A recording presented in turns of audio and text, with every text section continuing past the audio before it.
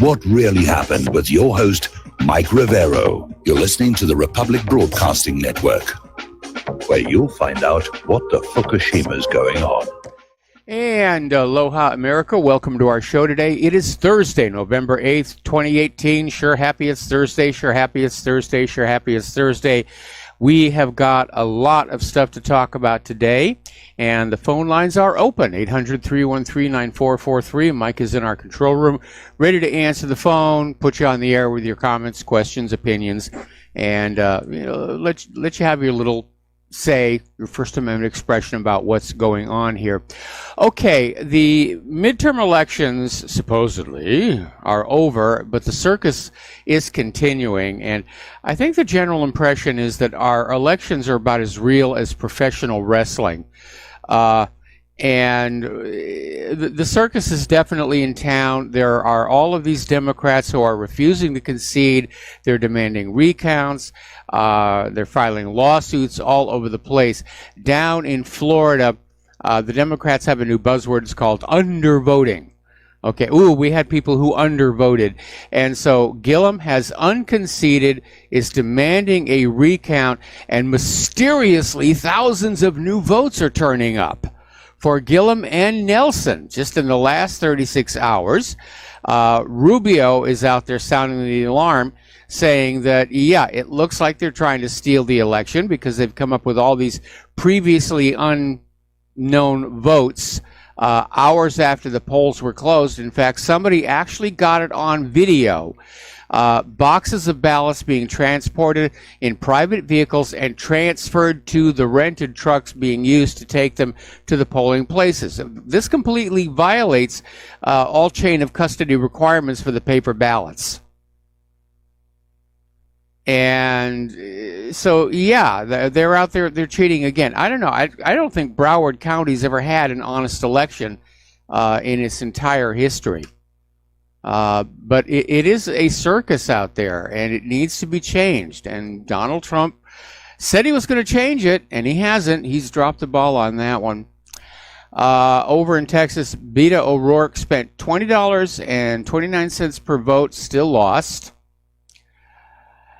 And we're hearing apparently out in places like Arizona, they're demanding recounts. There's going to be a runoff, and we're going to be living with this for a while now here. Okay, so let's talk about the new acting Attorney General, Matthew Whitaker. Apparently back in 2016, he published an op-ed disagreeing with then FBI Director James Comey's judgment that there was no reasonable prosecutor would bring a case against Hillary Clinton, and Whitaker disagreed. So it could very well be that Whitaker, as the new AG, is finally going to take action against Hillary Clinton and some of these other individuals. I mean, at least under Title 18. Even if they don't touch the email server, even if they don't touch the potential for espionage, even if they leave the Clinton Foundation alone, one felony conviction under Title 18 will keep Hillary out of the 2020 election cycle, and that would make me very, very happy indeed. All right, well, as you've probably heard, because it is the big shooting out in California, they had this shooting at a country bar during student night, and apparently it was a former Marine, 28 years old, wearing a trench coat, walked into this bar, country music bar in Southern California, out in Thousand Oaks, and just opened fire at random. Shot the cashier, shot the bouncer, and then started shooting the dancers. Now, he had PTSD from his war experience. I'm going to take a guess here that he was on antidepressants of some kind. And he apparently committed suicide in the bar, and that's the big story. Everybody's out there right now. And used a .45 caliber handgun, did not use the gun grabber's favorite weapon, the AR-15. So they can't go on out there and scream about that one here. Now, Ruth Bader Ginsburg, Supreme Court Justice, apparently had an accident last night. She took a bad fall in her office, and being as old as she is, she fractured 3 ribs, and she's currently in the hospital at George Washington University Hospital in Washington, D.C. And she's been admitted to the hospital for observation and treatment, but we've heard that she has cracked 3 ribs, which is going to make breathing very difficult. We are hearing from other sources that her cancer has come out of remission. She's been dealing with cancer going back to 1999, colon cancer, pancreatic cancer, and we're hearing from other sources she will retire from the U.S. Supreme Court January of next year, which means Trump gets to appoint a new Supreme Court justice, and we get to go through that whole Brett Kavanaugh circus all over again. Oh, 47 years ago, he touched me on my private parts, and I have no evidence about it, but you should believe me. And you know the Democrats are going to do that. The Democrats are going to fight tooth and nail because they want a liberal Supreme Court to push their liberal agenda. So we will have to go through that whole circus all over again. All right, we're going to do, excuse me a second. We're going to do a shout out to our on-air affiliates who are just now rejoining our network here. And already the left are responding to the firing of Jeff Sessions. They're out there screaming, see, it's proof there's a cover-up. Trump is trying to cover up the Russia collusion and all the other things that we've been accusing him of. Sessions just wasn't doing his job. When you come right down to it, Sessions was spending all these resources on an absolutely pointless, politically driven witch hunt, and Trump had every right to fire him. And he had every right to take Rod Rosenstein off the Mueller investigation and every right to put Whitaker in charge, which means that this thing is going to kind of like crank down. However, the leftists are out there. They're organizing protests in 900 cities to protest the firing of Jeff Sessions. And apparently they were ready to go. They got web pages up already. They got these the call out on social media, and they're calling for all these protests to be held on November 8th, which is today, at 5 p.m. local time. I'm going to take a guess here that people aren't really going to show up for this. I think after the elections and after Kavanaugh and everything, I think everybody's kind of burned on out, dancing to the left's puppet strings, unless the left has got a lot more money to hand on out for paid protesters, which they probably do here. So, apparently Chris Christie's been spotted at the White House. There may be some major changes coming, which I would say are long overdue. Okay, and I keep saying this before. Trump's biggest mistake coming into the White House, he wanted to be magnanimous in victory. Yes, we were enemies, now we're all friends. And he kept all those Obama holdovers, figuring that now that he was the boss, they'd be loyal to him. Well, it may work that way in business. It doesn't work that way in Washington, D.C. I guess after 2 years, Trump has finally figured that out. But yeah, it's time for Trump to get rid of the obstructionists in his administration and fill that White House with people who are going to back him up, people who are going to be genuinely loyal to Donald Trump and his agenda, the agenda that he campaigned on. I still want to be head of NASA, by the way, Donald, if you're listening to the show here. And my first directive as head of NASA will be to order all the ground crews to dress up like apes every time there's a returning spacecraft. All righty. Antifa is back out there. They're in the news. They have been targeting Tucker Carlson at his home. And they're out there screaming, "We know where you sleep at night." They confronted Ted Cruz at a restaurant last month and these are the same people, went to Tucker Carlson's home, ringing the doorbell and saying, Tucker Carlson, we will fight. We know where you sleep at night. And again, this is getting violence. Now, Rob Reiner, who is a filmmaker, actor, activist, probably better known as Meathead, is calling for liberals to man the battle stations and drag President Donald Trump out of the White House. Well, Rob, I'd like to see you try and do it. I think I would actually pay money to see you try and do that, mostly because I would enjoy seeing the whooping that you would get at the hands of the United States Secret Service Protective Detail. But I'm getting very tired, very concerned of all these liberals who are just calling for violent actions. So I think what's going on here is, even though the Democrats captured the House of Representatives, they didn't capture it by the margin they thought they were going to. They didn't capture the Senate. They're still trying to contest a couple of those seats, but they're not going to get back, they're not going to get 5 back and take control of it. It's just not going to happen. So I think the incivility is in fact going to continue. They didn't get what they wanted.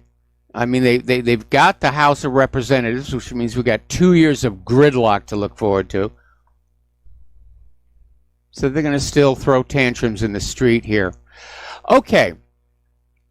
Story coming out of American Patriot Daily is claiming that Robert Mueller is planning something big for Trump's impeachment.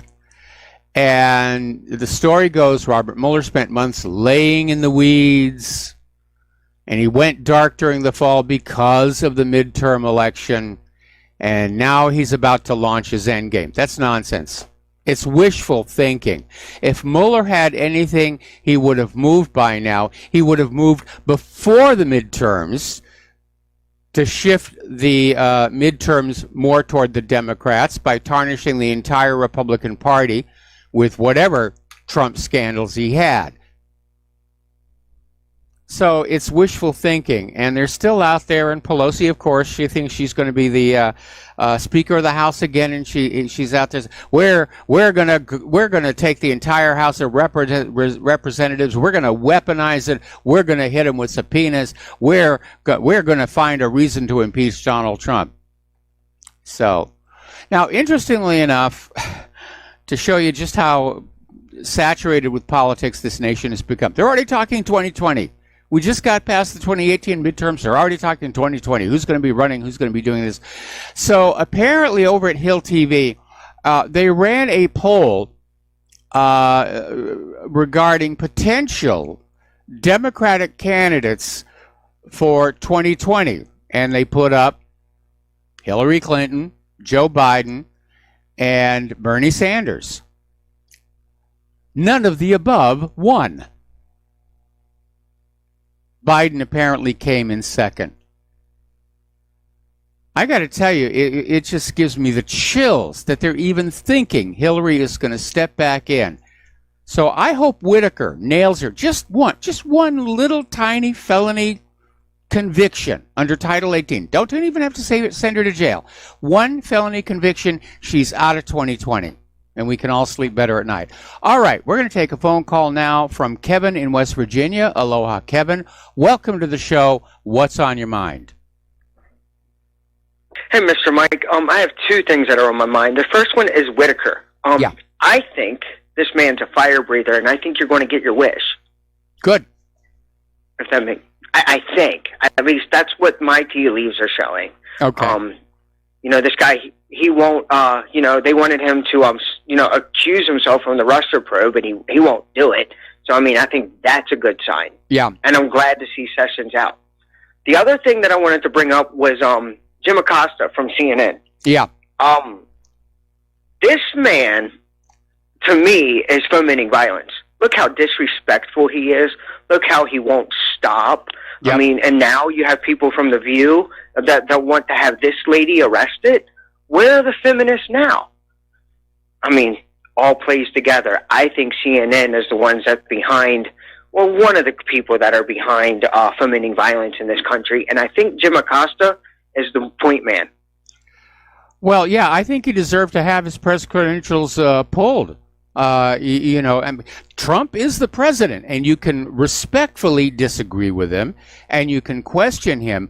But when you're trying to grandstand your own fame in the White House press room, I can understand why Sarah Sanders was constantly berating him, and why Trump was referring to the hostile press, because they are. The corporate media has a vastly overinflated opinion of their own importance to society, especially in the era of the independent media, where we have captured the lion's share of the audience. So they're out there trying to basically grandstand and say, we're still important, we're still relevant, we can get to the president and shout insults at him. Well, not anymore. Exactly. And I'm just, I think there's a good thing with this Whitaker guy. I don't know too much, so I'm going to have to dig my research out onto this guy, who he really is. Yeah. But I like what I see so far. But yeah, you have so a great far day, I'm liking it. Again, because of his opinions regarding Comey's refusal to prosecute Hillary. I'd like to see him prosecute Hillary. We do know he's a Republican. We do know he's a Trump loyalist. And he certainly has the credentials to be running the Department of Justice. And time will tell us how real he's going to be, or if he can be corralled as well. But we're past the midterms. Trump has effectively a year and a half to show us that he really is the man that we voted for in 2016, before the 2020 elections get here. Totally agree. And one more thing that I want to say. Yeah. QAnon got blown out of the water with this, didn't they? With that whole fake psyop. Yeah. Yeah, that's what I thought. Yeah. That definitely was a psyop. Well, you have a great day, and give Miss Claire the best. I certainly will. Thank you very much. And we're going to switch over to Andrea in Oklahoma. Aloha, Andrea. Welcome to the show. What's on your mind? Aloha. And I hope the results for Claire was wonderful, I hope. But my subject was, on the radio yesterday, they were talking about this Julie Swetnick has now said that all this was made up, it was a lie and everything. Yep. But the repercussions from the Democrats and her lies is, if a woman is having a heart attack and there's only men around, they're not probably going to help her out. And they're going to think, well, heck, this woman's going to claim, if I try to give her mouth-to-mouth or try and massage her heart because of she has those bosoms there, and she's probably going to claim being molested and all sorts of things, and they're not going to give her any assistance. And to top it, women lie, like Julie Swetnick. So I think this has totally been a big negative for women, and they need to stop. The Democrats need to stop and think about what they're doing to the rest of us. Because, no, they never do. They never do. Back in the 1990s, when we went through that period of militant male bash feminism and the so-called rape crisis, which in hindsight never really existed, women were being encouraged to hit men with false accusations of rape. And the end result was that real rape victims were not being believed when they called the police. But again, for politicians, for opportunists, they don't care what harm they do to ordinary people. All they think about is their own wealth, their own power, their own fame, their own self-aggrandizement. They don't care about ordinary rape victims. Oh, yeah, they got raped. She probably deserved it. She was dressing provocatively. Anyway, listen, Andrea, we got to take a break for commercials, and I'm going to let you go here, and we'll be back with another phone call after these few words. Aloha, America. Welcome back to the show here, and we're going to go back to the phones to Art off the grid. Aloha, Art. Welcome to the show. What's on your mind? Hey, Mike, with this whole this whole thing. Two different points. The first one with Tucker Carlson and this mob. I know we're not supposed to say the M word, but this mob that showed up to this house. I was reading the article, and it talked about how they had done damage to his door and part of his home security system. Well, that is destruction of private property, which now becomes a crime.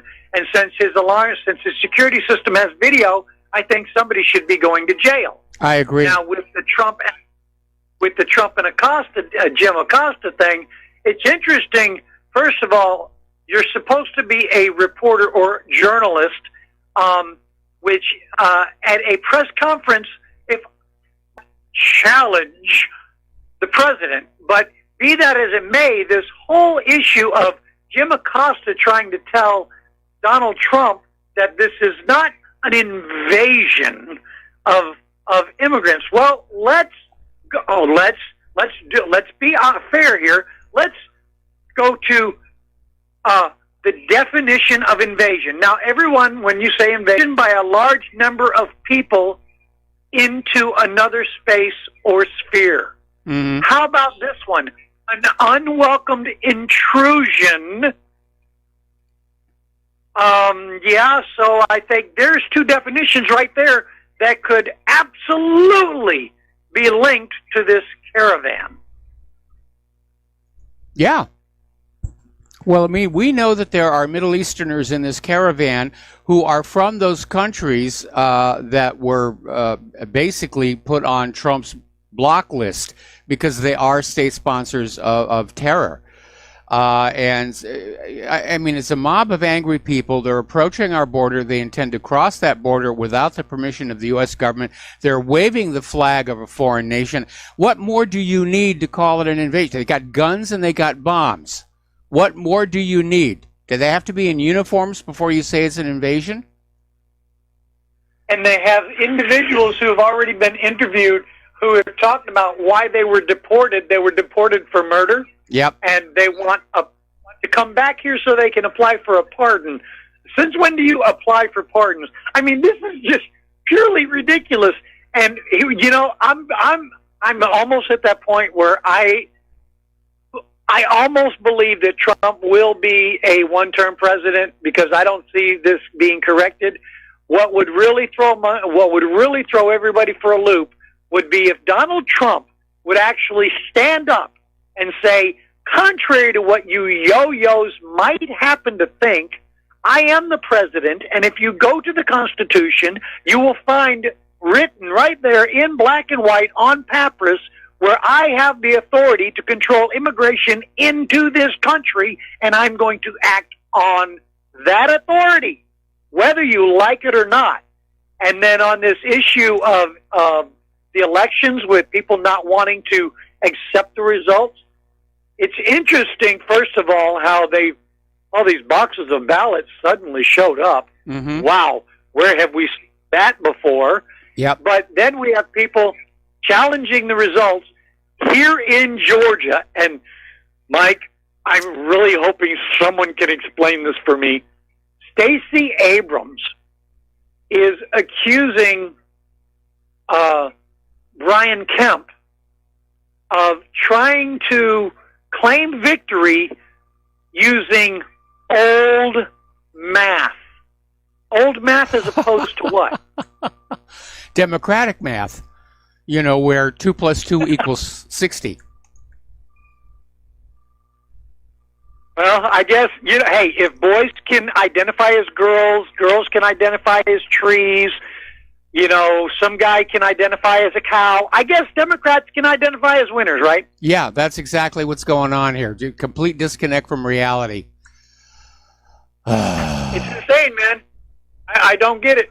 And then, here's another thing I'm still trying to figure out, waiting on somebody to explain this one to me.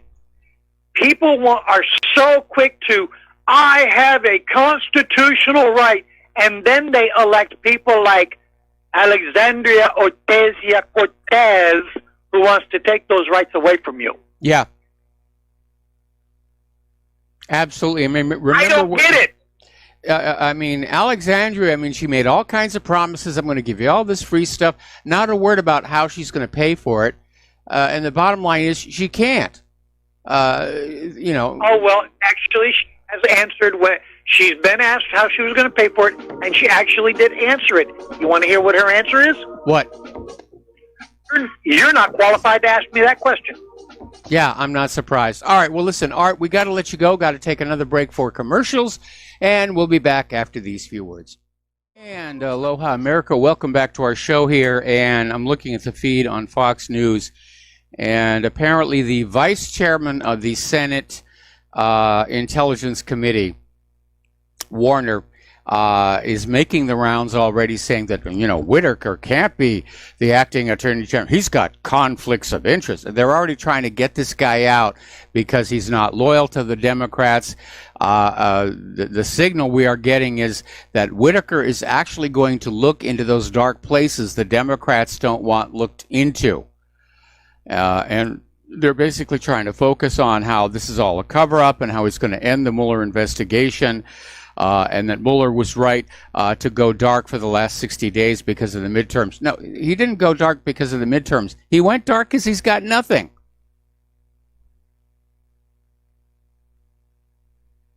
So they want Whitaker out of there already. They want a loyal, Democratic, liberal, cover-up artist back in there. They're not going to get it here. So now that the midterms are over, I'm hoping we're going to start seeing some serious changes. Trump, if he really seriously wants to run in 2020, he's got to kick some butt. He's got to put on those presidential brass knuckles and show that he can be the president. Because up until now, he's come across the perception, at least from where I'm sitting, is he's a weak leader. He's easily manipulated. He's susceptible to flattery. Spends way too much time on Twitter. I'm sorry, he does.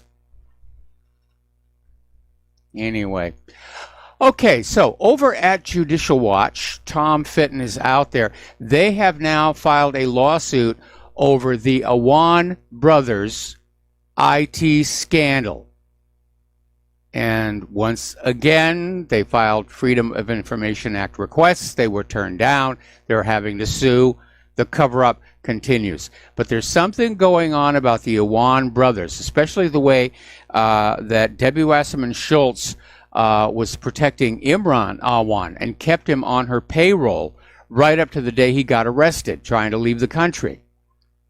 But this was a guy that is known to have broken into the computers of members of Congress, stole computer equipment from the government. It looks like it was a spy ring. And the question I have is, were they operating independently of or in partnership with what I suspect was an espionage ring run out of the State Department by Hillary Rodham Clinton, using her email server with its weak security to deliver U.S. secrets to foreign interests, and her so-called charitable foundation to collect and launder the money. And that's where Whitaker really ought to be looking. But I can understand that if he wants to live to see Christmas, he'll probably stay away from that one. So I'm willing to settle for less. Just give us a Title 18 felony conviction to knock her out of the 2020 race. I'll be happy. Is it really so much to ask? I mean, James Comey admitted on TV she mishandled classified information. Now, he tried to excuse her for it, saying she didn't mean to do wrong, but if you read Title 18, intent is not required. I remember Trey Gowdy making that point over and over again. Intent is not required by this. She mishandled classified information. Nail her. Book her, Dano. Okay, let's take a phone call. Mark in North Carolina. Aloha. Welcome to the show. What's on your mind? Hey, Mike, I'm getting sick and tired of these Democrats, what they're doing. You know, I mean, with what's going on now with these votes, Trump needs to send that new attorney general or his people down immediately the Coward County there in Florida and make sure that they can't get away with any with stealing this election. The other thing is, as far as this Attorney General goes, Trump got to make it clear right now. He's got to make an announcement and say, "There's no way this man will not be replaced. He'll only over my dead body will he be replaced." That's what Trump should say. Well, I guess he still has to be appointed. Somebody has to still be appointed by the Senate. But at least I'm confident the Senate's not going to, that you're not going to overrule Trump on whoever he wants as Attorney General. This guy's got to make a stand. Everybody's got to make a stand. The Democrats are right. Well, not just the Democrats, Antifa and all these other groups are pushing closer and closer to that civil war we keep on talking about that we'd like to avoid. But at some point, we can't avoid it anymore. What they did to Tucker Carlson yesterday was an absolute disgrace. They smashed his door. They scared the you-know-what out of his family, his kids, his wife. Unfortunately, Washington, D.C. is almost impossible to have a gun, even to have it in your house. I don't know why he has a place in Washington, why he doesn't at least stay in Virginia, Mm-hmm. It's just getting out of hand, Mike. They're pushing it. They will lose if they want to take on Middle America. They'll lose. And by the way, don't trust the police, folks. Okay, especially in cities like Washington, D.C. They're on the wrong side. Same thing with Portland, Oregon. Okay, that's why they were able to get away with murdering Seth Rich, and the police pretty much helped cover it up. They're dirtbags. They can't be trusted. And the same thing, of course, with the FBI. Maybe I'm hoping, I'm praying now with his new Attorney General, he'll straighten that out. He'll get the FBI straightened out. Trump, to me, should get rid of Ray. Ray's another, clown that's worthless, and put in somebody from the outside, like a Sheriff David Clark. I think Dave Clark would be excellent for FBI director. If you got to keep the FBI at all, I would get rid of it personally. I think it's worthless, useless. But maybe if they had new management and a guy like a patriot like Sheriff Clark, maybe it would become something again. I don't know. Well, you're going to have to replace more than just the guy at the top. I mean, I think the whole upper echelon at FBI, like attracts like. And they're all corrupted, and they're all angling for that center seat, and they're all part of the cover-up machine. And so I think that entire top level of management ought to be pink-slipped. Same thing at the Department of Justice, same thing at the Department of State.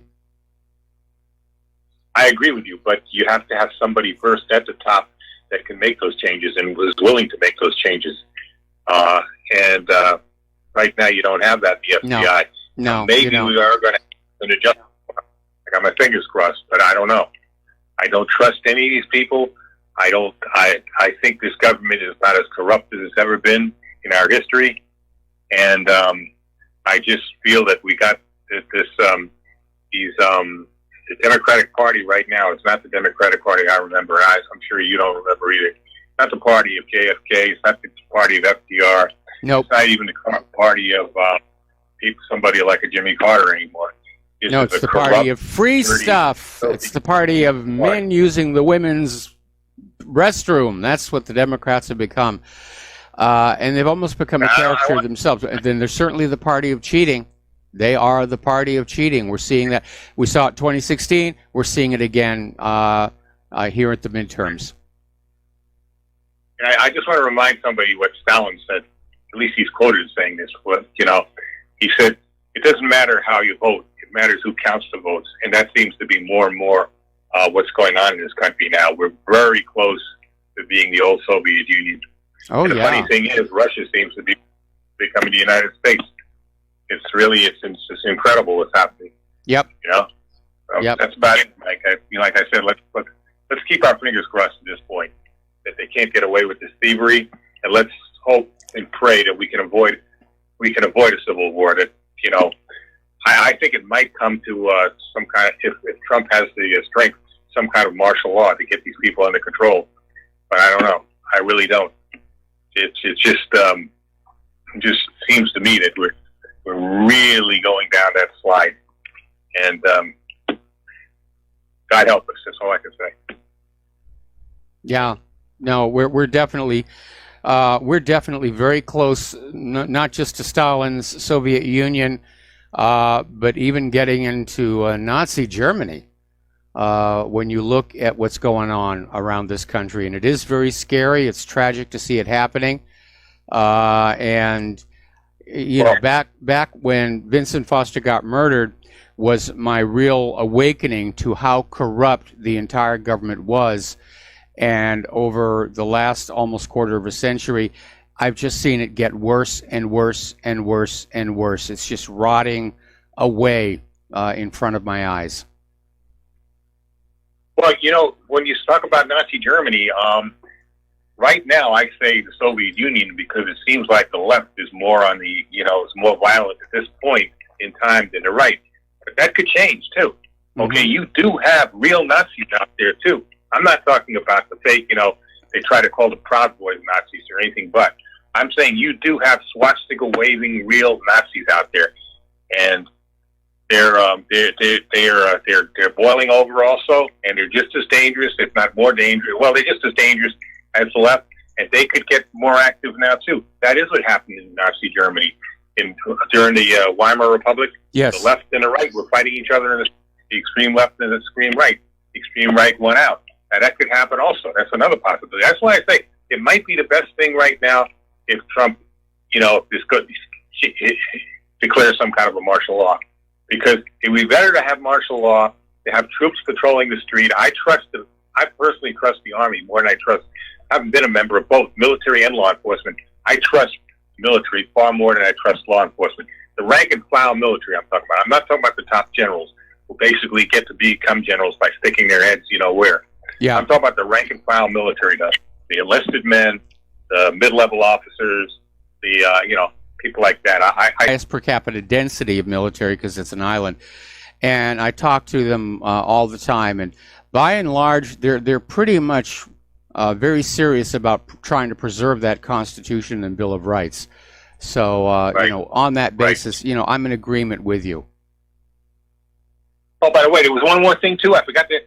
I think we got a false flag there in California. I think it turns out now this guy's supposedly a veteran. Bet you he is a vet. I'll bet you he was on some kind of psychotropic drugs. They say he had PTSD. Very possibly he was put up to it, you know, if he was by some thing like an MK Ultra type of thing. And also, I think they're exaggerating with it. They're trying to make a hero out of the cop who was in the bar, got killed. They say, oh, he rushed into. I don't think he rushed into anything. I think he was probably drinking in a bar along with the rest of the people. And that just happened. But of course, you know, the mainstream media, they want to, especially the fake news network, you know, Fox News Network. I saw this at the gym while I was working out there on the TV, and they were making it look like the guy is a hero, barged in. That's not what I heard in the beginning. I have a feeling he was just in it. But, you know, they are always trying to push the government, you know, that the government's people as heroes and this and that, especially the police. And I have a feeling that this is probably what happened. But I do believe it's a very good possibility. It's a false flag, Mike. Very good possibility. I don't think so. I don't think so. I mean, the fact that he was not using an AR-15, my read of the situation is that the guy got totally screwed up by his military service. He may have been subject to all kinds of experimental drug treatments, which does happen. Remember Gulf War syndrome. He was definitely on PT, which we know can lead to episodes of violence. And I think this is a classic example of that. But you don't think somebody just didn't put him up to it? You think he just... well, actually, when you put somebody in that many drugs, they're just going to do it. They're going to just... I got stung the other day by one in my couch. One of my dogs was digging in, trying to find... I said, what's going on? I put my hand in, whop! I got stung by a hornet. Okay? It's the same thing. You put a bunch of hornets in your house, sooner or later one's going to sting you. You don't have to put them up to it. You don't have to train them. That's the way they are. That's what they do. And the same thing. You put enough drugs into people like that, and especially, you know, they have combat experience, and their heads are messed up anyway, and you put all these psychotropic drugs into them, sooner or later something's going to happen, you know? Yeah. And you don't even have to they pour these drugs into the people because it's a big money maker. And then you use the controlled corporate media to hide the fact that these medications can cause violence from the public that you want to sell these drugs to, even though on many of them now, if you read the little contraindications, the warnings on the package insert, they now acknowledge that these drugs can lead to suicidal and violent tendencies. In fact, I've noticed even on the TV commercials, the very glitzy one, that fast voice at the end where they're saying this drug can do this and that, they're now starting to acknowledge they can lead to suicidal tendencies. Wonderful medications they're selling us here.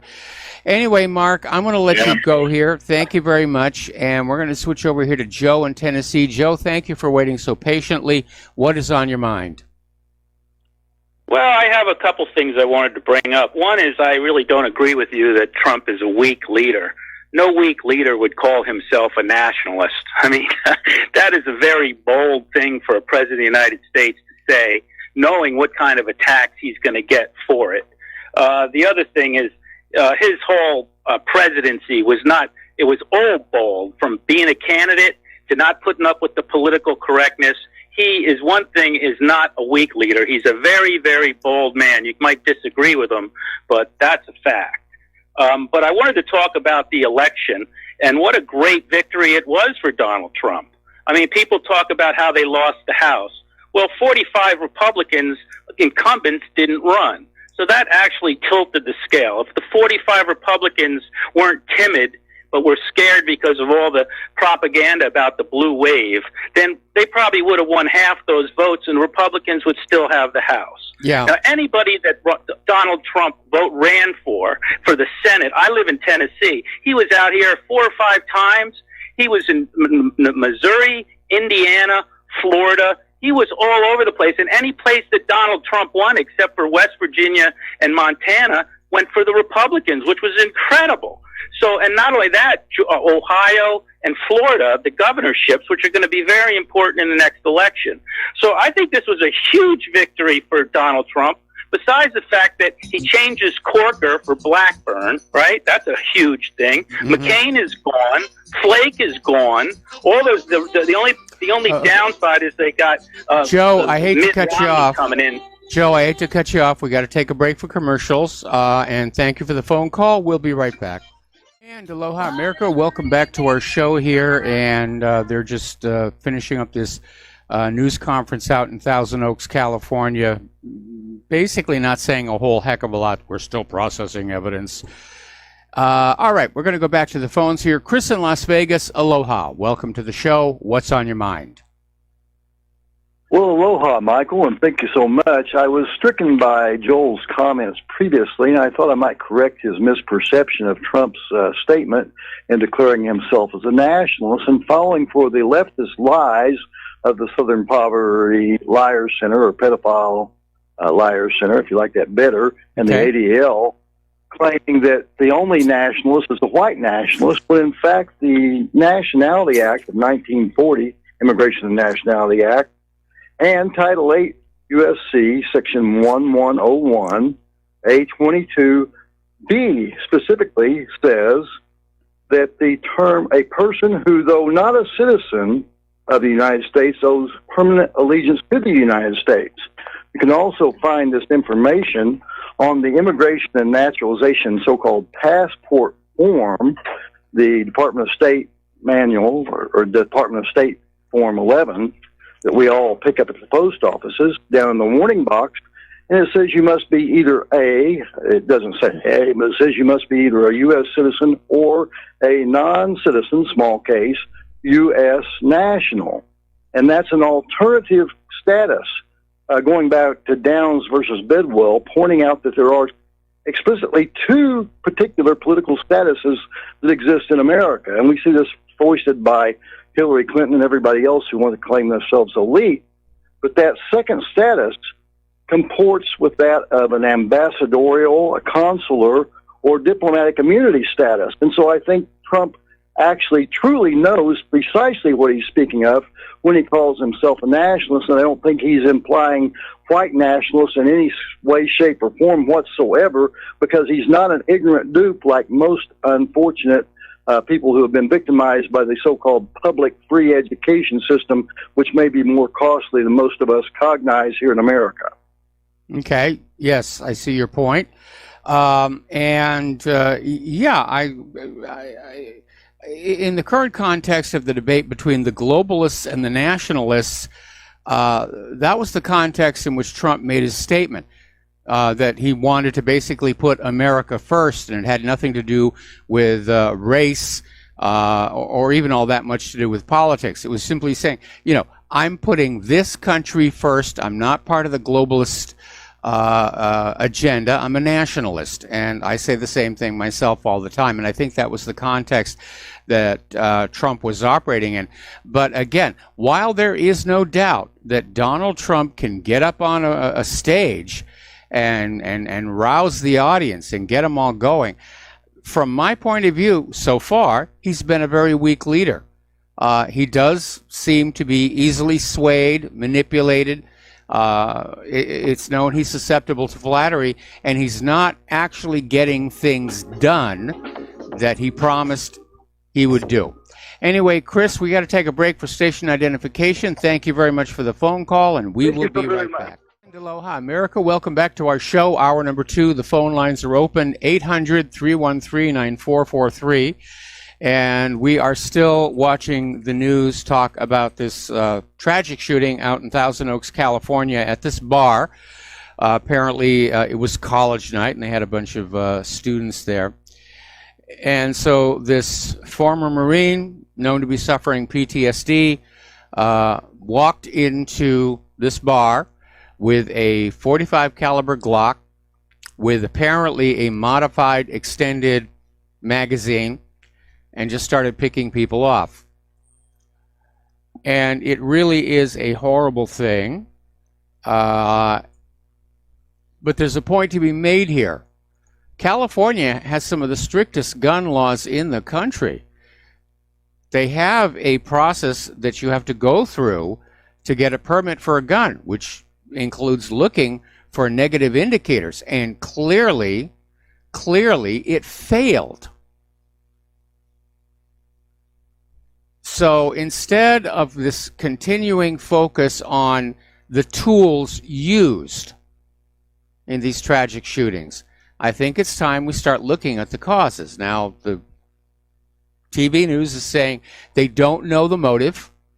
They're still looking for a motive. I suspect the guy, because of his PTSD, was on prescription psychiatric medication. He had an adverse reaction. It is time to start looking at that connection.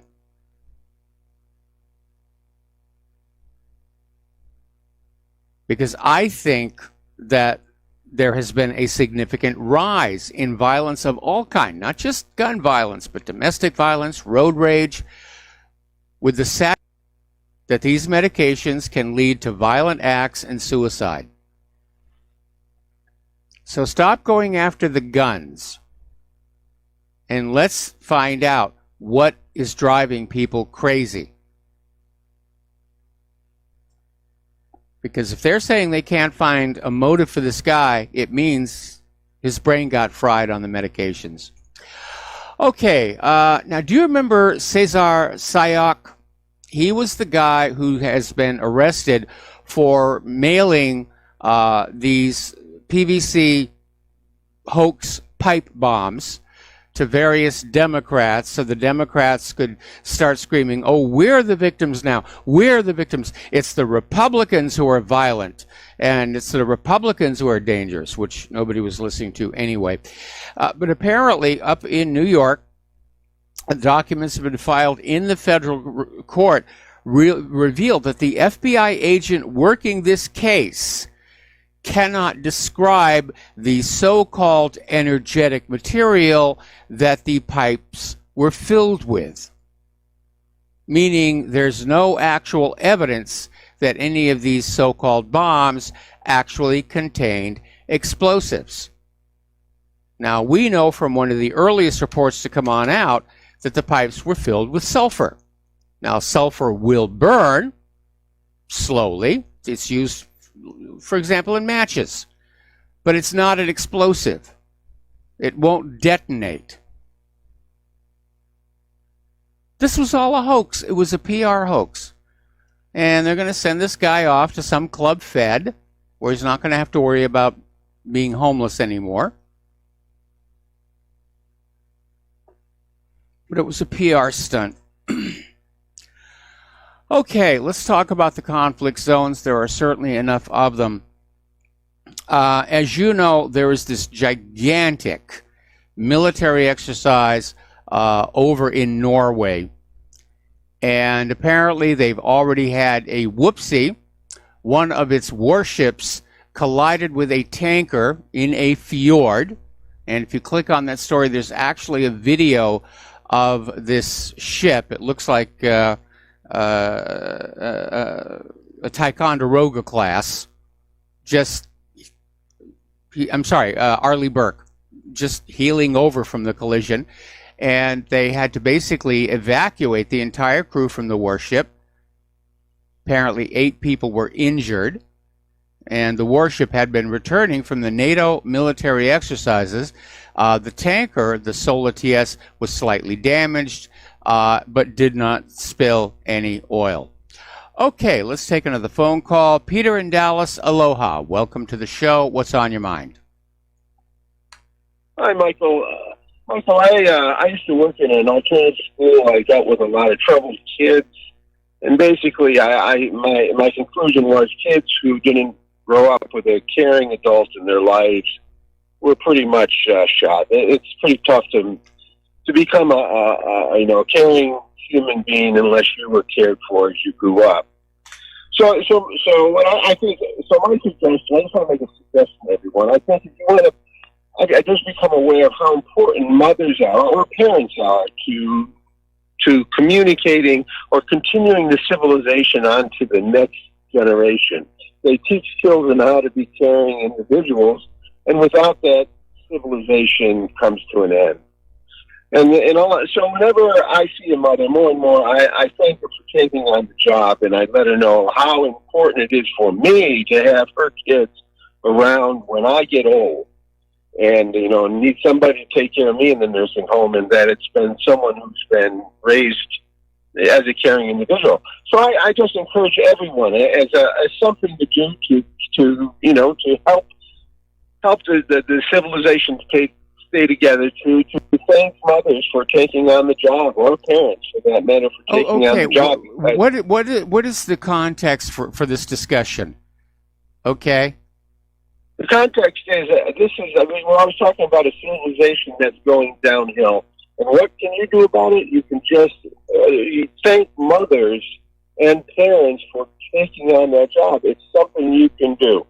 I know you're probably talking about something else right now, but I don't know when is the right time to bring this matter up. I'm sure you're talking about, something else.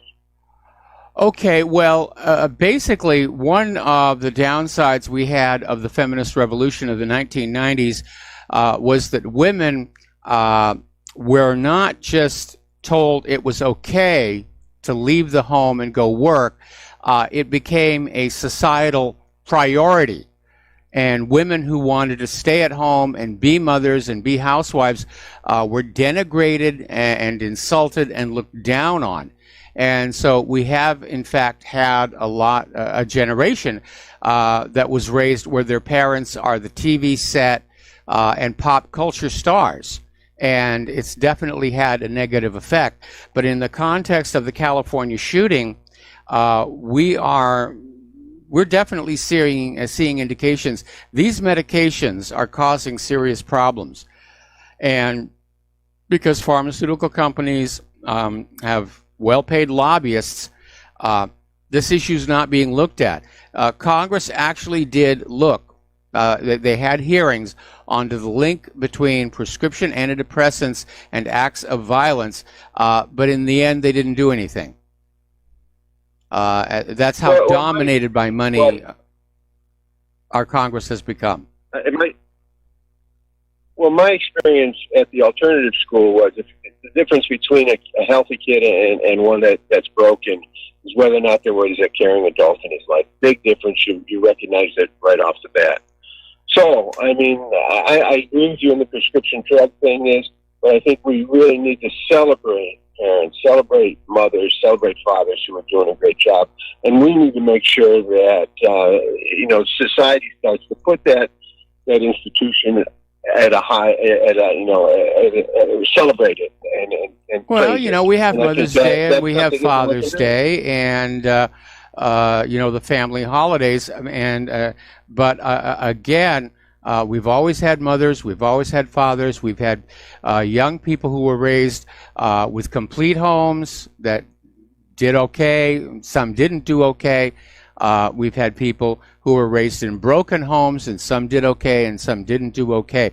But again, with the exploding violence that seemingly makes no sense at all over the last several years, I do think we need to look at another direction. Anyway, thank you very much for the phone call. We're going to let you go and get on back here to the news. I think there's an issue. I think it needs to be looked at. And again, getting on back here to the Thousand Oak shooters, apparently there was an interaction between this shooter, David Long, and apparently back in April, he had an interaction with the police following a domestic incident with his mother at the home, and the police didn't feel he warranted a psych hold. So that whole system basically just failed. And what are the Democrats going to do? Oh, we got to take the guns away from all Americans. Let's take the guns are bad. It's all the fault of the guns.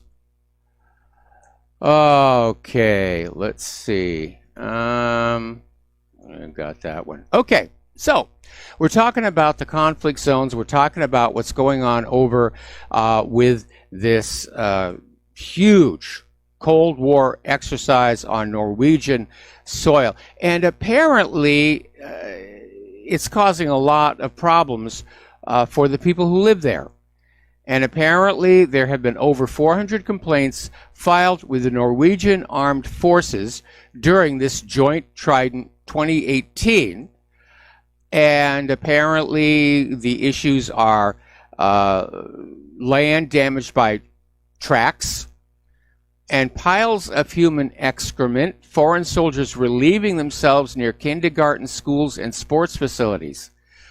Now, that strikes me as very strange, not to mention unsanitary.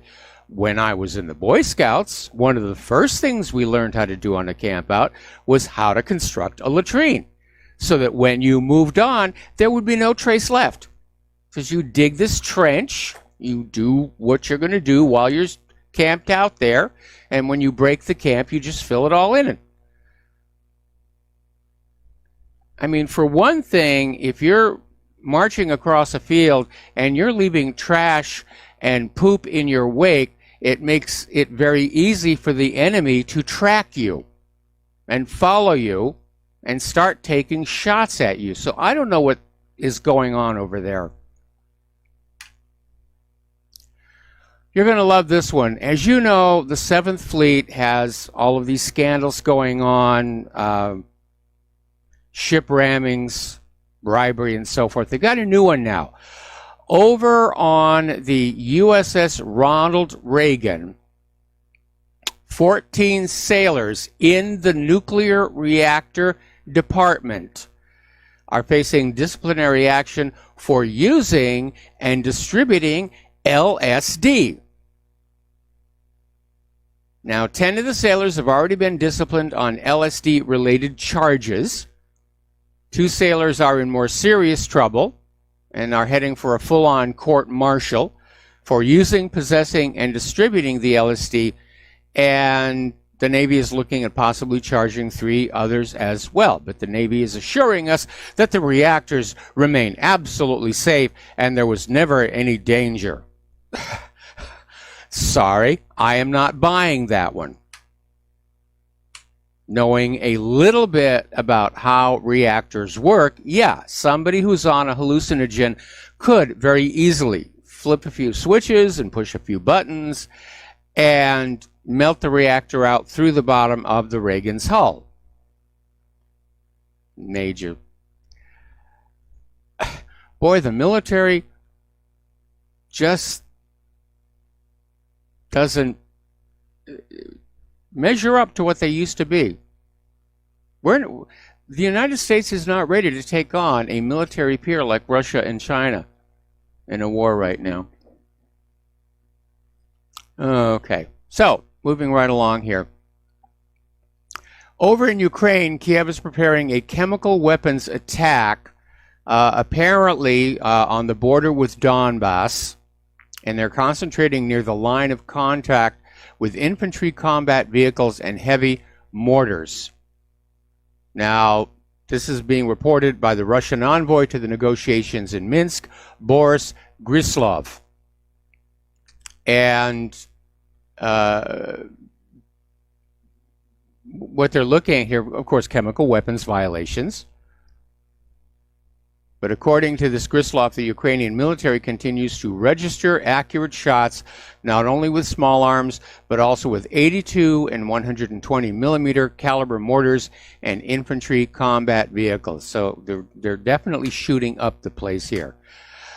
The United States has decided to hit Russia with more sanctions, and they've sanctioned 9 Russian entities and 3 individuals over the fact that Russia stole Crimea, which is, of course, a lie. That's not what happened. But the United States is imposing these new sanctions against 3 Russian individuals and 9 entities that are operating inside Crimea itself. And this was announced by the U.S. Special Representative for Ukraine negotiations, Kurt Volker. The sanctions are on 3 individuals and 9 entities that are supporting Russia's attempts to integrate the Crimean region of Ukraine through private investment and private projects. Yeah, that's what countries do. And if Crimea was still part of Ukraine, I'm sure the United States would be doing exactly the same thing. And for one last time, no, Russia did not steal Crimea. Crimea held a referendum to break away from Ukraine following the US-backed coup d'etat against Yanukovych and the installation of President Chocolate as the puppet ruler. Then Crimea held a second referendum to merge with the Russian republics, and that's exactly what happened. And it's perfectly reasonable that Russia would be putting investment into Crimea. They've certainly built that really nice bridge to connect Crimea directly to the Russian mainland. And so basically the United States is now setting its sanctions policy, saying nobody can do business anywhere in the world but us. You know, you will buy our military weapons, you will do business with us, we'll do the reconstruction. Anybody else tries to cut in on our action, we're going to hit them with sanctions. They're sounding more and more like the mafia. That's enough. The U.S.-backed troops have now taken control before Saudi and U.S. forces have control of Hodeida and basically crank up the starvation blockade. Right now, the Yemenis are using snipers trying to keep the ground troops at bay, but they are definitely fighting a losing action. Now, over in Saudi Arabia, they have announced they're going to pay financial compensation to the family and the fiancé of Saudi journalist Jamal Khashoggi, who was murdered inside the Saudi consulate in Istanbul by a Saudi hit squad on October 2nd. So here, we're going to give you a bunch of money, and that should make you happy, and everything should be all better. I don't think so, but the money will help. And basically saying there's no more information, their investigation hasn't found anything. There are now suspicions that... So we'll see what's going to happen with that. Okay, tensions with China are heating up over the South China Sea and Taiwan. And Russia Today ran this article saying, you know, are we looking at China being the flashpoint for World War III. Everybody seems to agree World War III is on its way. It's just a question of where. I kind of wonder what the Las Vegas bookies are saying about that right now. We're going to take a break for commercials. We will be right back.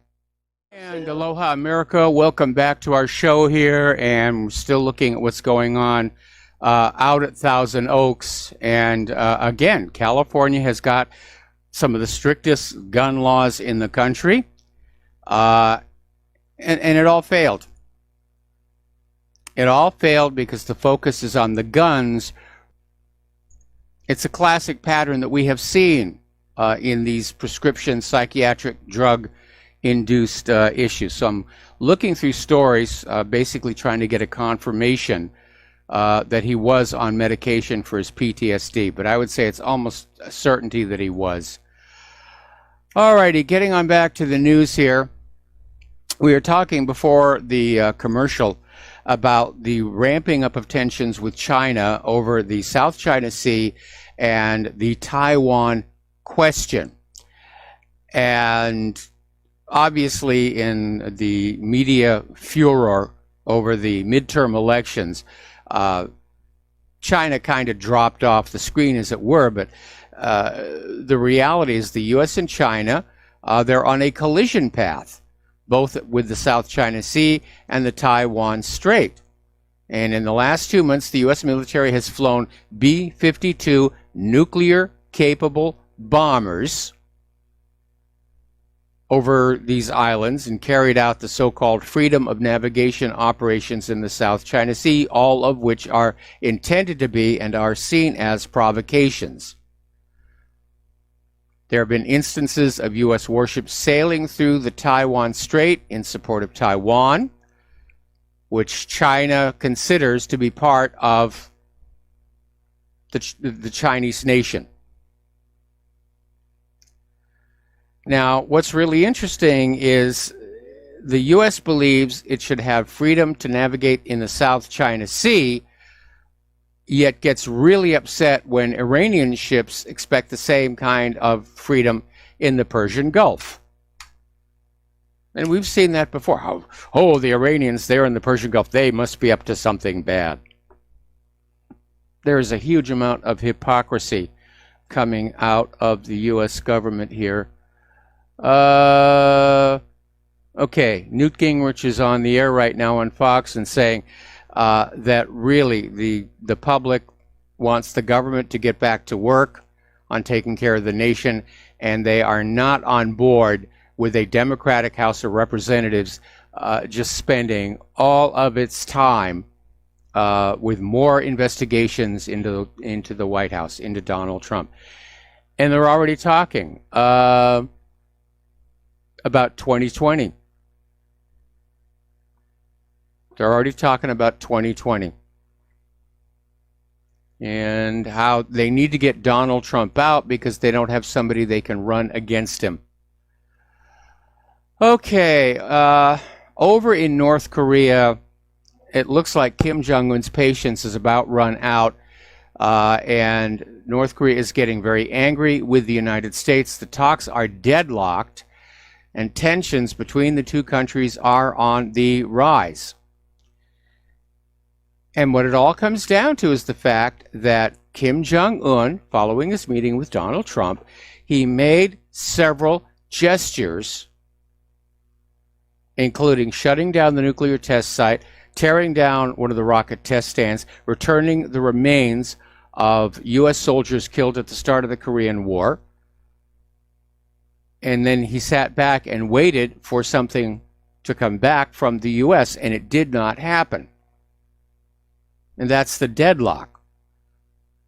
And Kim Jong-un has run out of patience, and he's saying, look, if you're not going to come to the table and back off the military exercises and back off at least some of the sanctions, then the deal is off, and we're going to go back to making nuclear weapons.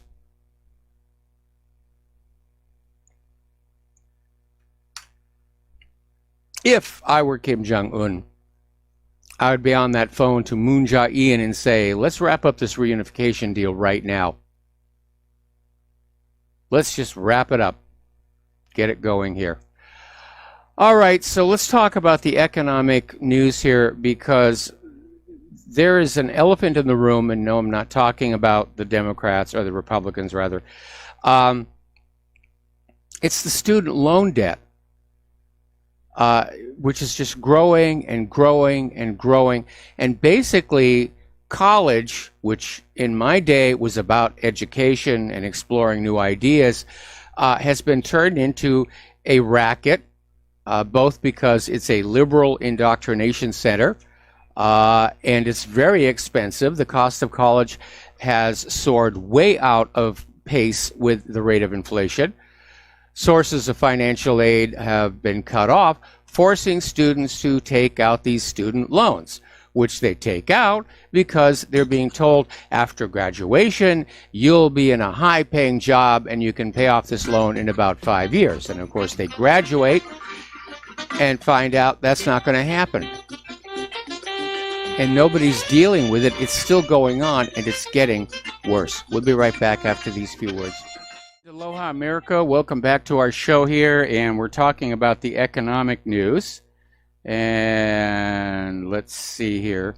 The markets did not really have a great day. I mean, the Dow just barely squeaked back into the green. S&P and NASDAQ are down.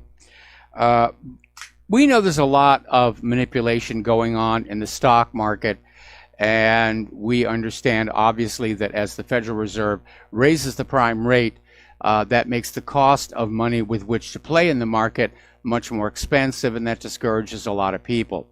So there is definitely a link between the two. Now, Donald Trump is out there saying the Federal Reserve is the greatest threat to the U.S. economy, and he's absolutely right. He's absolutely right. So Trump did this interview with the Wall Street Journal, and he singled out the Federal Reserve and its chairman, Jerome Powell, as the biggest threats to U.S. economic growth. And basically said that every time we, meaning the Trump administration, do something great, he ups the interest rates. Well, that's to be expected. The Federal Reserve is a privately owned bank, and they're in existence to make money for their stockholders. So every time the economy is going to start on an uptick, yeah, they're going to raise the rates and harvest off that profit. That's how it works under private central banking.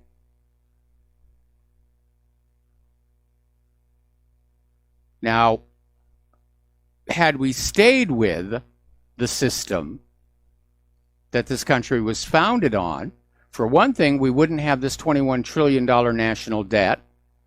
We'd have money that was actually intrinsically worth something, and the economy would be running more or less smoothly. So, you know, when they talk about growth, something you need to understand, when they talk about growth in the economy, what they're talking about is an increase in the total aggregate debt. They don't call it that because they want to use the word the growth, because that sounds positive, like it's a good thing. The economy is growing. Doesn't that sound great? Heck yeah, that sounds wonderful. No, what they're talking about is you, the American people, are being plunged further and further into debt. That's what they mean when they say the economy is growing. Okay, now with regard to the trade war with China and the tariffs on the soybeans, China has just decided, well, yeah, we're not going to import soybeans from the United States anymore. And Russia has stepped on in. They're going to export their soybeans to China. And U.S. soybean farmers are going to be left with soybeans just sitting in the fields or sitting in warehouses, rotting away.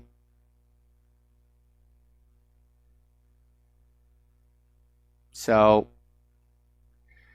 apparently, Russia is looking to partially replace the United States, not only as the leading exporter of soybeans to China, but they're looking at other agricultural goods, including pork, rice, poultry, fish, as well as developing joint logistics projects. It's like I've been saying all along, with all these sanctions and tariffs and everything else, the global economic order is reforming itself, reconfiguring itself around the United States and disconnecting.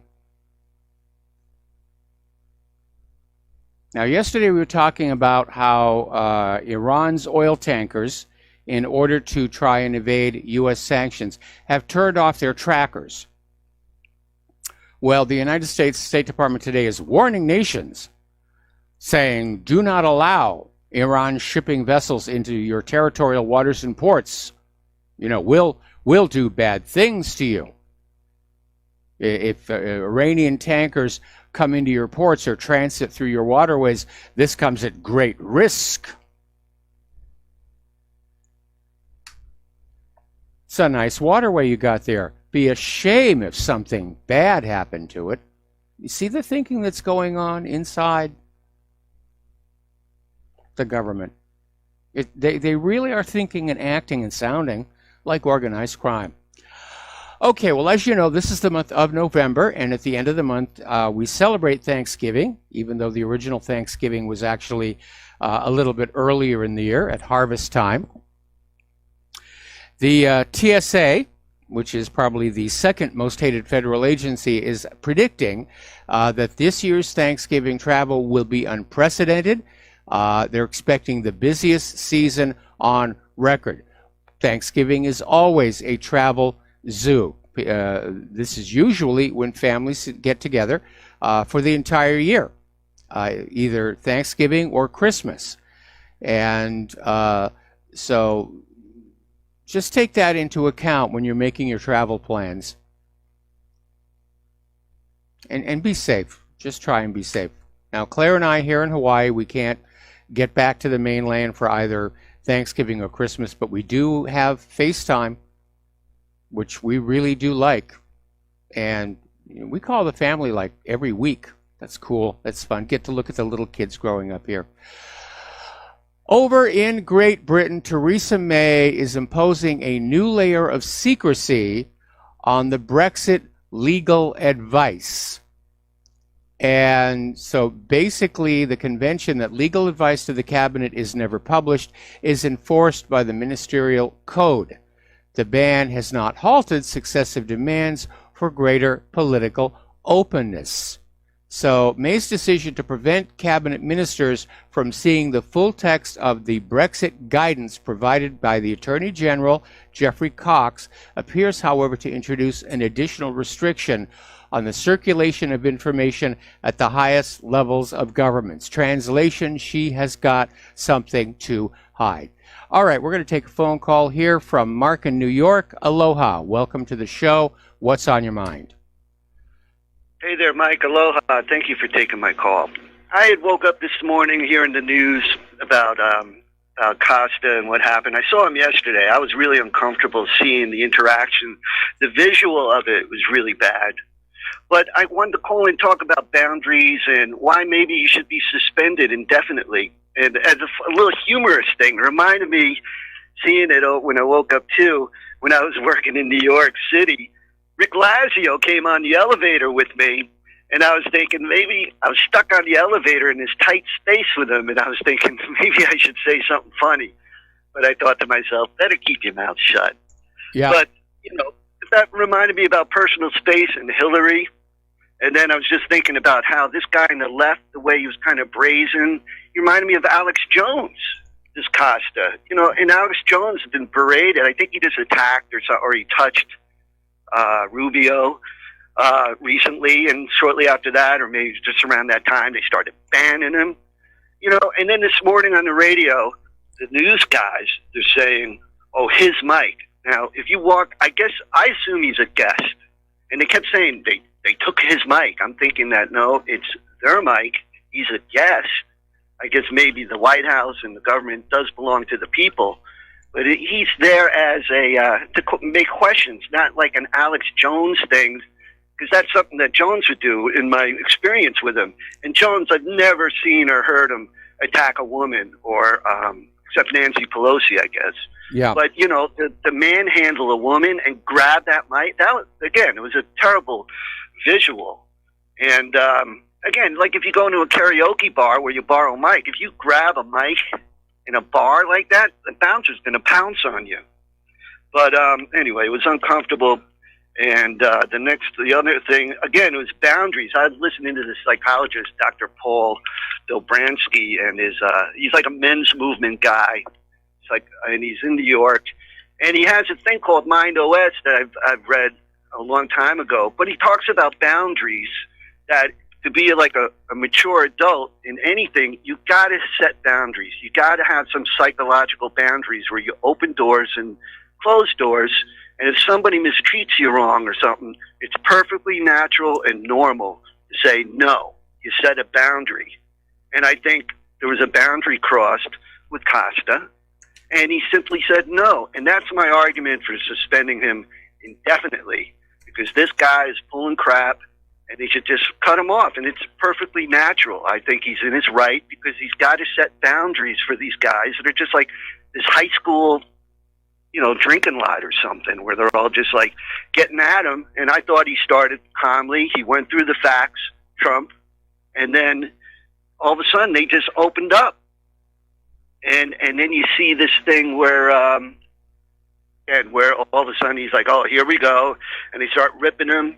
And then they were bringing up that racist question, where I think he's right, where if you ask a racist question, you are a racist too. Your thinking is racist too. Yes. So I think he was right for saying that.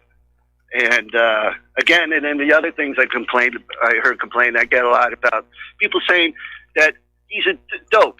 Trump is a dope. He's stupid. He's a bull. And I always say online, well, evidently he's smarter than you, right? It's armchair guys working their jobs. Trump somehow made it to the presidency, wiped the floor clean with umpteen paid for GOP guys and so on, you know, and Hillary Clinton, definitely. Yes.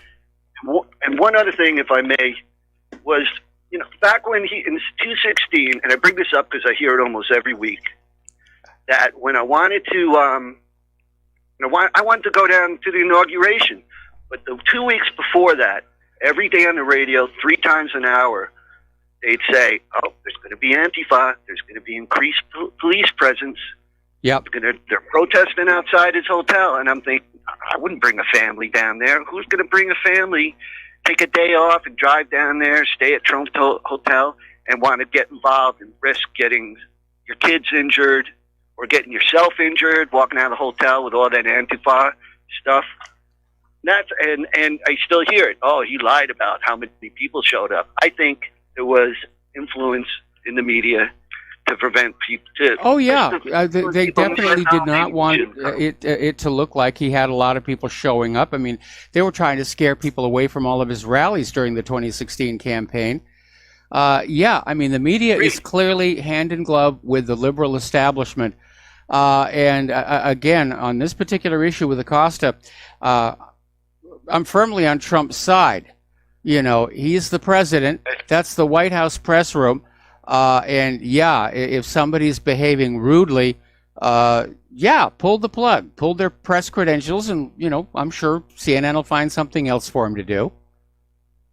And there's a boundary there set. There's a boundary where he put his foot in the line and said it. And he asked him 3 times. And I thought he was a little bit abusive to this woman, because she had to turn around real quick. She looks like she almost broke her neck.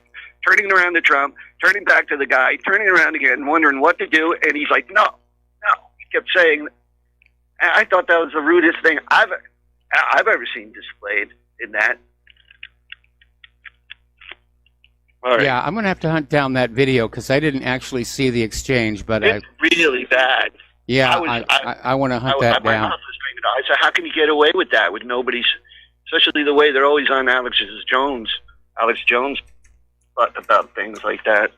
You'll see it. It looked very uncomfortable. And you can see how it kind of escalates. He starts off, he's like, I'll open up the questions. And there are a lot of people in the room. So I understand when he came down, like, I'd like to challenge you to this. And it didn't seem like the appropriate time. And a lot of the questions just repeat.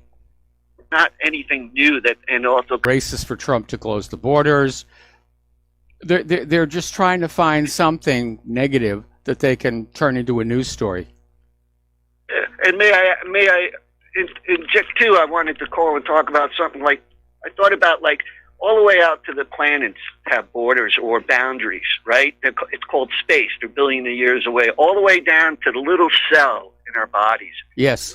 Every little cell has this intelligent thing, has a boundary. It's a natural, to me, it seems it's a natural, universal thing that you have to, the way things have evolved over time, yes, that you have to have some kind of boundaries. Well, you have to have a border that protects you. That's what a cell membrane is. It's protecting the inner workings of the cell from something that's outside. That's what our skin is doing as well. It's part of nature. And nations have borders to protect themselves from invasion or contagion or things like that. This idea of having no borders at all makes about as much sense as a building without any fire doors or a ship without any watertight hatches. You know, it's a recipe for disaster. It's unnatural. Dare I say it? Because they're saying, you know, the left is saying, oh, how can you? It's unnatural. You know, it is unnatural to leave your borders or boundaries open for the Acostas of the universe to come in and start, you know, manhandling you, whatever. You know? Yeah. Yeah, I'm looking at the video right now, and I'm going to put it up on the website next commercial break. Anything else, Mark? Well, there are, but I don't have it organized. Just, I said the inauguration, and that was it. The illegal voting, you already covered that. Let me see, let's flip this over. There was, that's it. Okay. Voting quick. This electoral voting, when the state wins, and it just all goes to one guy. Would you think it would make a difference if they went back where they split it up? Say, like down in Florida, where it's like all these electors are out in California, because it looks like to me they're red districts there. Would that vote help the candidate instead of like giving it all to one? Well, different states have different rules. In some states, it's winner takes all. And in other states, the electors are divided up based on what portion of the votes they had. And so am I missing something in that the guy says not fully represented when they all get the votes? When the state goes to one guy, he feels like his vote isn't getting counted. Well, there are a lot of people who have different opinions over the Electoral College itself. We saw how it got hijacked in 2016 with the so-called superdelegates, and there are convincing arguments why it should be done away with, or at least seriously changed to protect the power and authority of these smaller states and not let New York and California choose everything. Anyway, we got to take a break for commercials. Thank you, Mark. We're going to let you go. And aloha, America. Welcome back to our show here. And I put up that video about the exchange between Trump and Acosta, so you can take a look at it and you know what happened with the staffer who tried to take the microphone.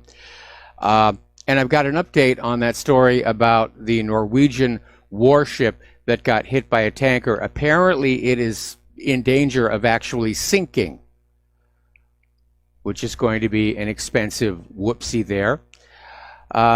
Trey Gowdy, of course, is now the outgoing House Oversight Committee chairman, because the Democrats are now in charge of the House of Representatives, and they're going to want all these investigations to go away. But he's saying basically Mueller's going to come up blank. He's going to just come up completely blank. Okay, now let's see. Here's a bizarre story. This is coming out of Government Slaves, saying that ex-New Jersey Governor Christie is on the short list to be the next U.S. Attorney General. Frankly, that's a bad choice. I think leave Whitaker there. I think you ought to leave Whitaker there. So But again, he has to get through confirmation, and Trump is playing politics here. All right, getting on back to Great Britain. We were talking about Brexit. We're talking about the government secrecy here. Interestingly enough, as the open borders have gone on for all these years, living conditions all across Europe and Great Britain have deteriorated. And it's reached a point where some of the people who migrated to Europe and Great Britain are now returning home because conditions are now worse in Europe and Great Britain than what they left behind. And apparently there's this family of a 21-year-old Romanian who was stabbed to death just 3 weeks after moving to Great Britain. They're returning home to escape London's epidemic of violence. It's become a very, very violent place. So thank you, open border people. When you import the third world into your country, you import third world problems. And that's exactly what has happened here. Okay, Donald Trump has basically neutered the Obamacare birth control coverage mandate, and he's tightening the regulations on all the plans covering abortion. And I think his thinking is quite simple. Pregnancy is not an illness. So why should insurance cover it? If you want to have a sex life, pay for your birth control. It's not that expensive. And if you do get pregnant, well, that's a lifestyle choice. It's not an illness.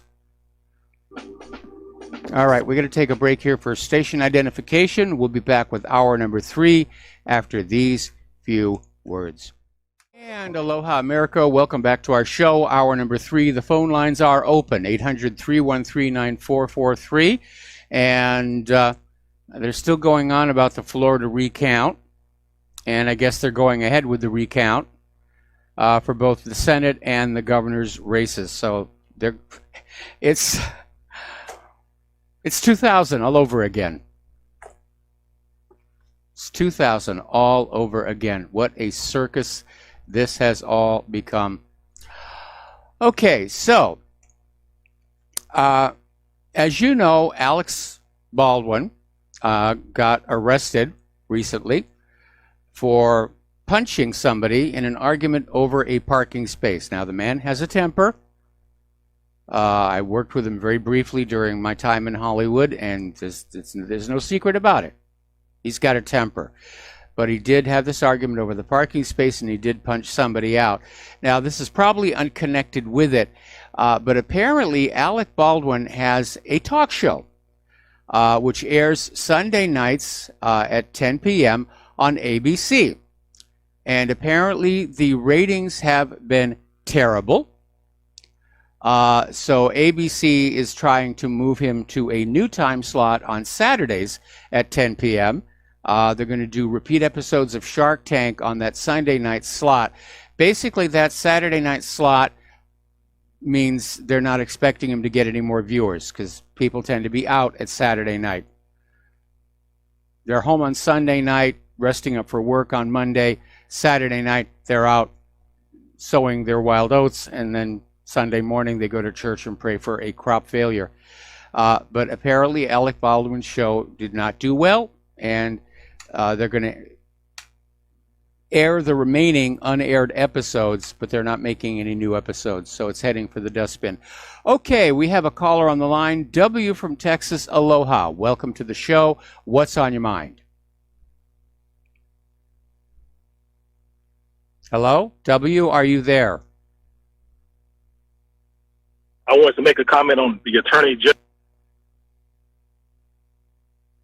Okay, the sound is cutting in. The sound is cutting in and out. I'm having trouble hearing you. I wanted to make a comment on the Attorney General pick. Okay. And I was just going to say my selection would be Judge Napolitano. I think it's Andrew Napolitano.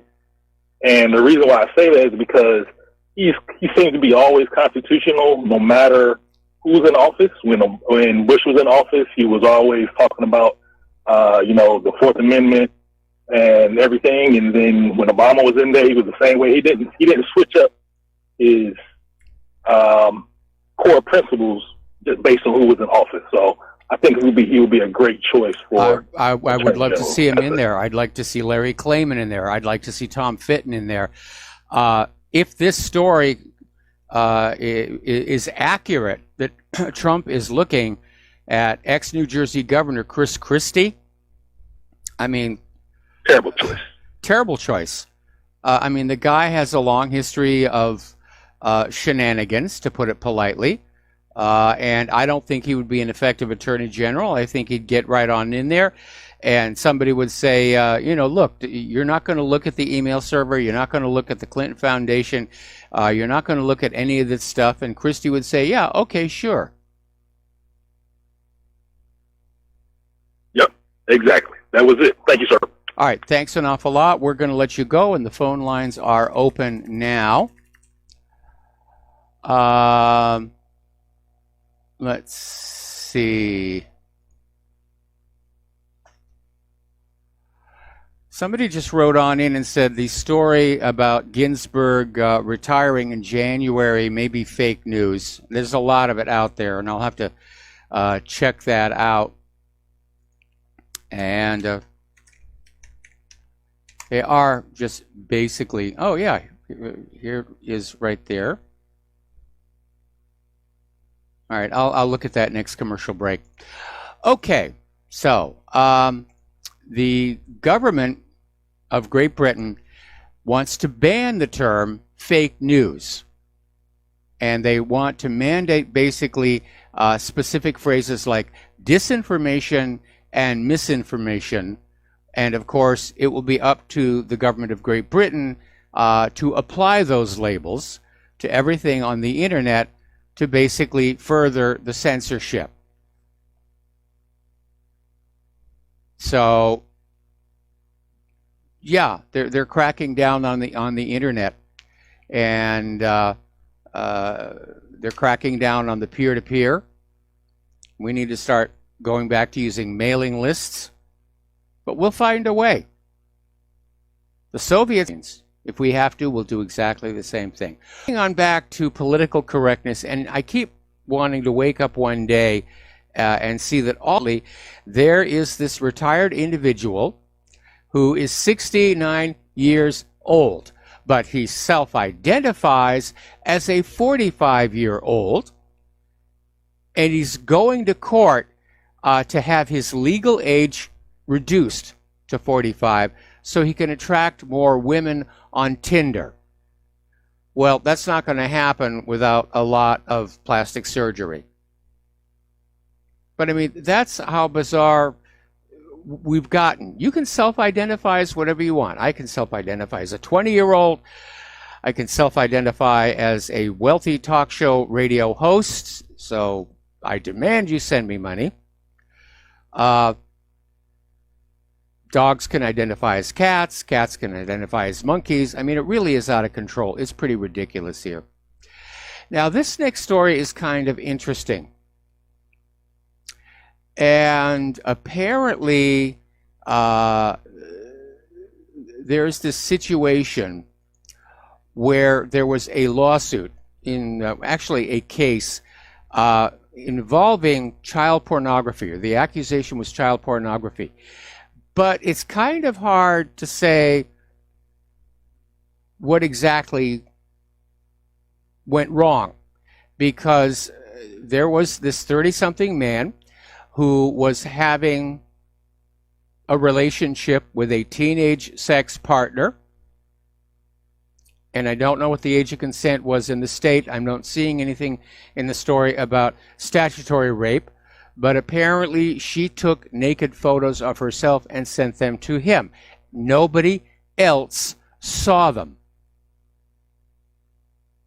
The only people who saw the picture was this guy and the girl, and of course the federal agents who were snooping around on the Google Cloud, looking for this sort of thing. And so we had a case here where the judge, Judge Stephen R. Underhill in Connecticut, basically instructed the jury about their rights of jury nullification. And that is a very rare occurrence. Normally judges and certainly prosecutors don't want you to understand how much power and authority you have when you sit on a jury. You're actually the highest authority in that courtroom. You are there to prevent overzealous prosecution or the misapplication of laws, or to basically just say this law is bad in the first place. And you don't have to do what the judge and prosecutor tell you to do. If you honestly, sitting on a jury, feel the law has been misapplied, you can say, no, I'm voting to acquit. And here we had this Judge Underhill literally telling the jury in this case, you do have the authority to just throw this thing out, because it was just the guy and the teenage girlfriend, and that's it. It wasn't like he was actually putting this out on social media to hundreds of people or selling it to other perverts out there. This is clearly a case of overzealous prosecution. And apparently the jury agreed with the judge. So one of these little notebooks that is floating around, the Citizens Rule Book, and you should get one if you don't already have one. And it includes the Constitution, the Bill of Rights, the Declaration of Independence, and more importantly, a handbook for jurors, which tells you what you can and cannot do sitting on a jury. And most people are going to be surprised to find out the jury is the highest authority in that courtroom. They can overrule the judge. They can overrule the prosecutor. They can ignore bad law. That's what they're there for. All right, let's talk about computers here. And apparently Windows 10 has yet another issue. And apparently this latest bug breaks the file associations. Now, a file association means that when you click on a file like a PDF, it will open up the correct application to look at that file, like Adobe Reader or something like that. But apparently, the latest bug on Windows 10, those all get messed up. So when you click on a PDF file, it tries to open it, for example, in the Paintbox program, which is not going to work. I think they've let this stuff get too complicated. They can't maintain it anymore. They can't manage it anymore. Or they just don't want to spend the money on it. Alrighty. Okay. Apparently, last week, an unknown hacker or group of hackers successfully targeted a cryptocurrency exchange in order to steal bitcoins by compromising the web analytics service it was using. This was all spotted by ESET researcher Matthew Fowle, and he spotted this malicious JavaScript code on up to 700,000 websites that were bundled with the traffic tracking code from the leading web analytics platform StatCounter. So somebody got into StatCounter and altered their code, and people who were bringing StatCounter onto their web pages to count their traffic brought in the bad JavaScript. And the code was designed to basically target customers of the Gate.io cryptocurrency exchange. Cybercrime is definitely out of control. HSBC is confirming they have had another data breach, and basically the perpetrators accessed information including account numbers and balances, statements, transaction histories, and payee details, along with the usernames, addresses, and dates of birth. This all happened back in October, but the BBC is reporting HSBC believes that fewer than 1% of their American clients were affected, and they're already in contact with those thought to have been exposed. You know, as long as the NSA is sitting there not catching terrorists, and as long as they're tracking all the data in the world, why aren't they going after these cyber criminals? Of course, Kaspersky Lab thinks that at least one of the known hacker collectives, the Equation Group, actually is the NSA. Maybe that's what the NSA is doing. Maybe they're the hub of all the crypto crime in America.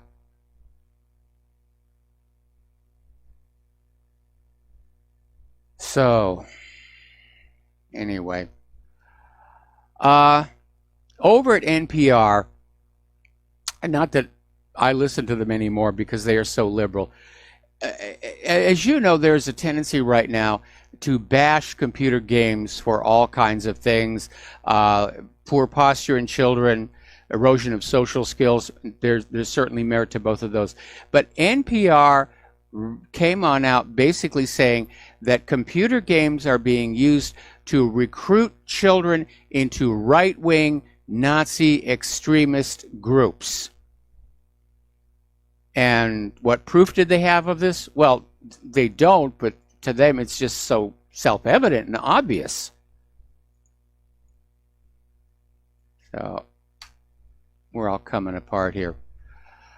Okay, Facebook CEO Mark Zuckerberg has now rejected a request to attend an international fake news consortium. And these 5 countries are getting together, demanding Zuckerberg testify about the rising threat of fake news on his social media platform, meaning they're talking about Facebook itself, and Zuckerberg basically doesn't want the attention. So basically sent a letter saying it's not possible to attend. The meeting is to be held on November 27th, headed by the United Kingdom, Argentina, Australia, Canada, and Ireland also participating.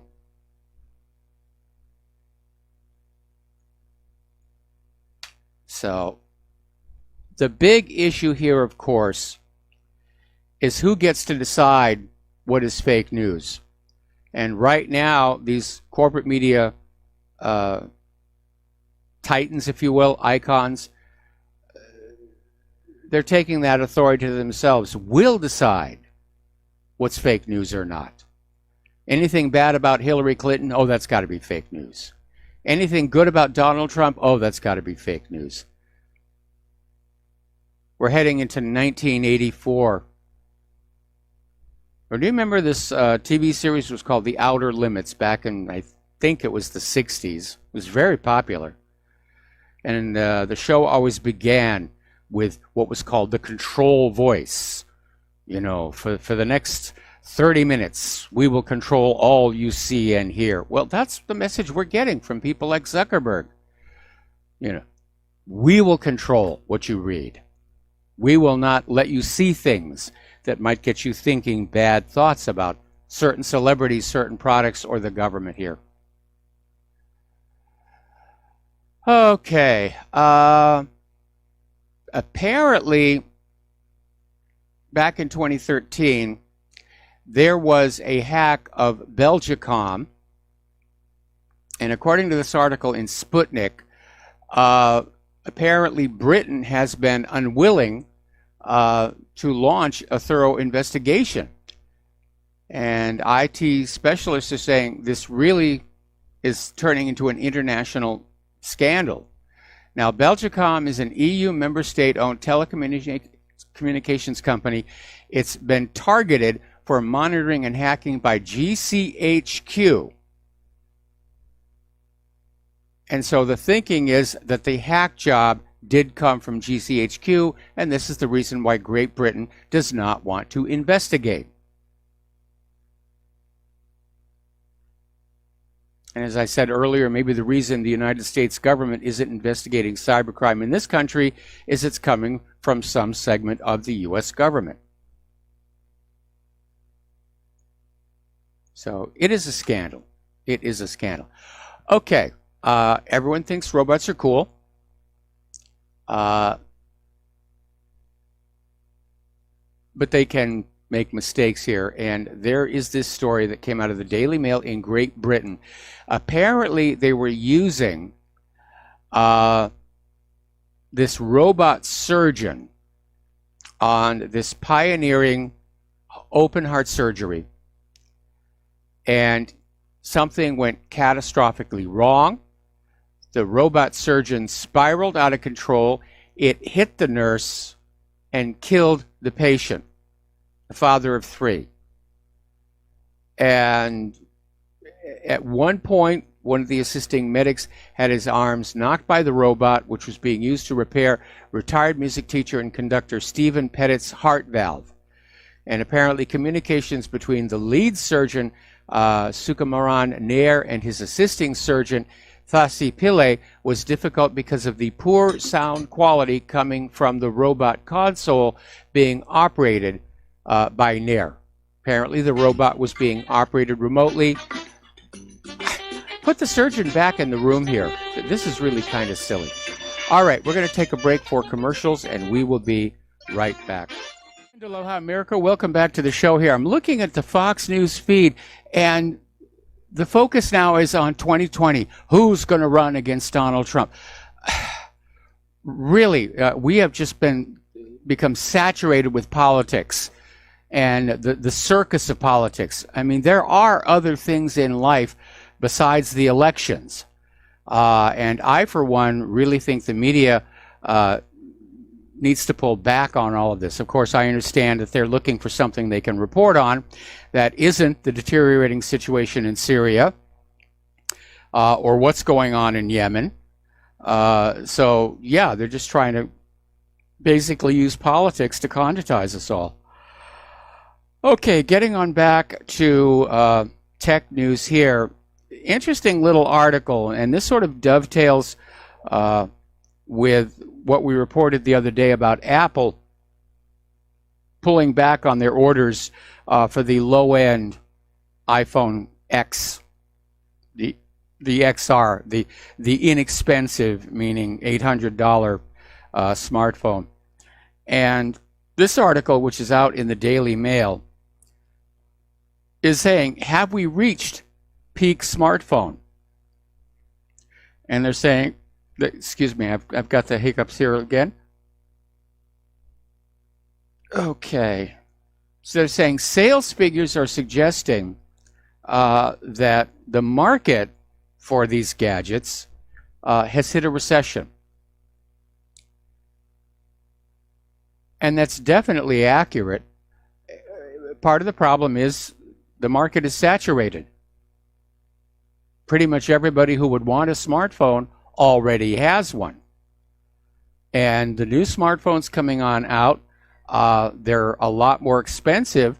They're not significantly improved over the last one.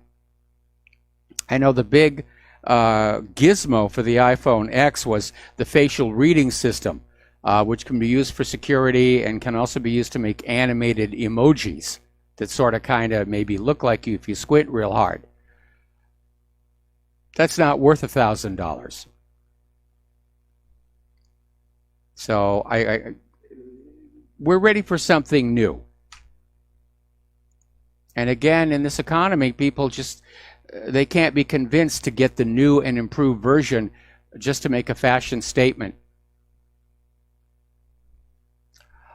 Okay, Iraq is now demanding the return of a 3,000-year-old Assyrian artifact up for auction at Christie's in New York. And apparently, it actually went under the hammer on Tuesday. This is an outdated article. But apparently, this was one of the items that was plundered from Iraq during the Iraq War. And you'll probably remember that when the U.S.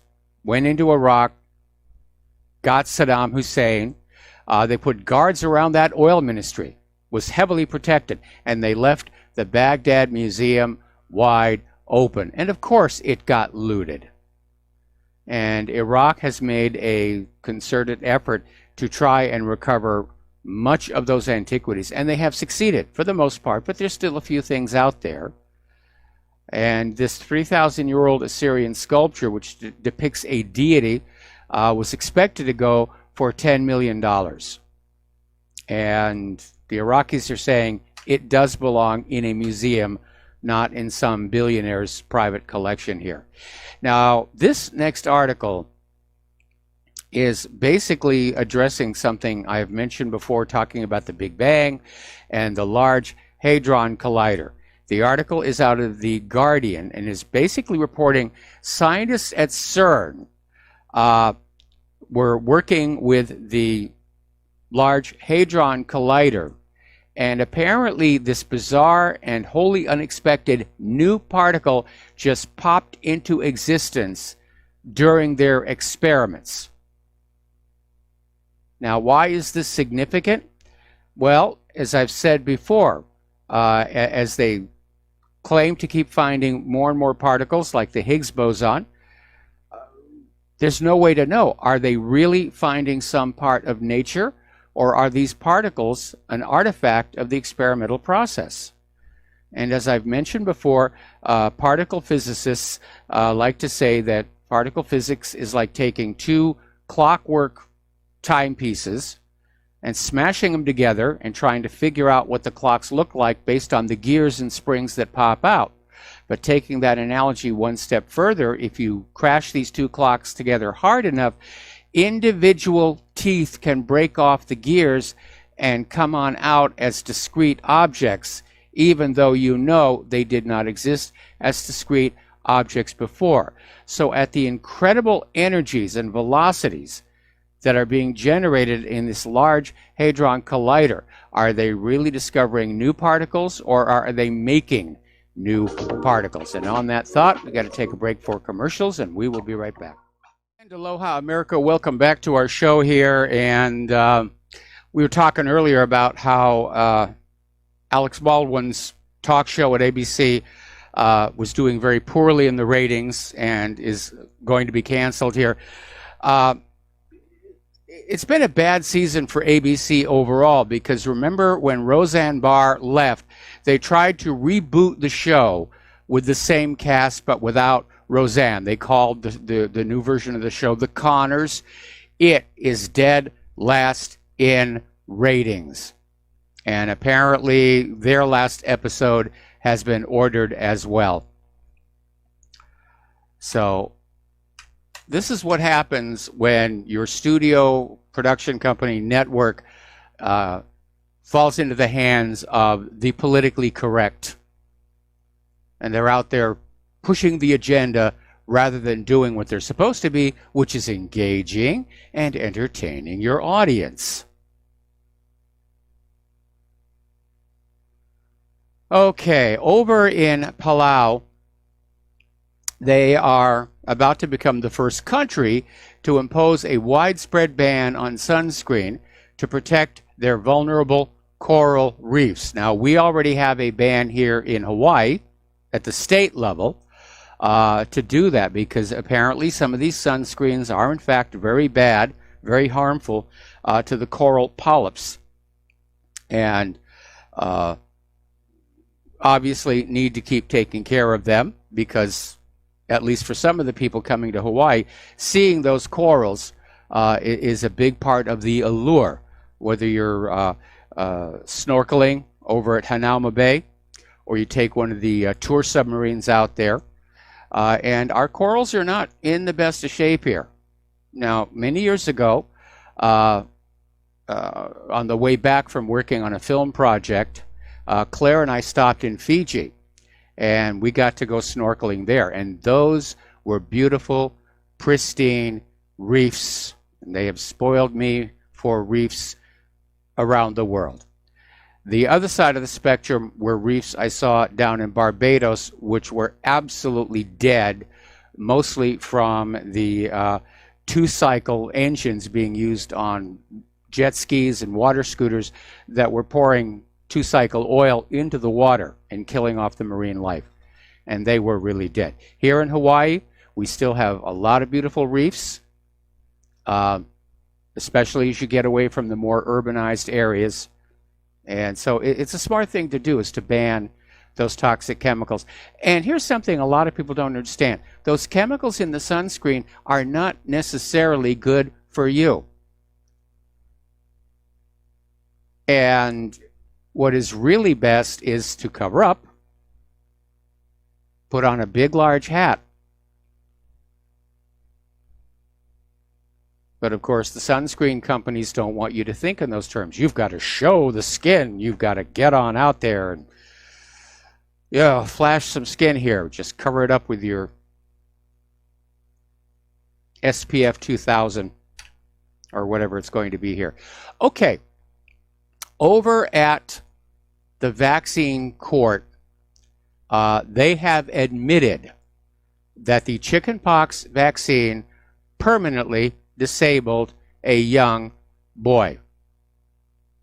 And even while the vaccine makers and the corporate media continue to deny that vaccines are harmful, the vaccine court in the U.S. is quietly paying out money to victims of the vaccine injuries.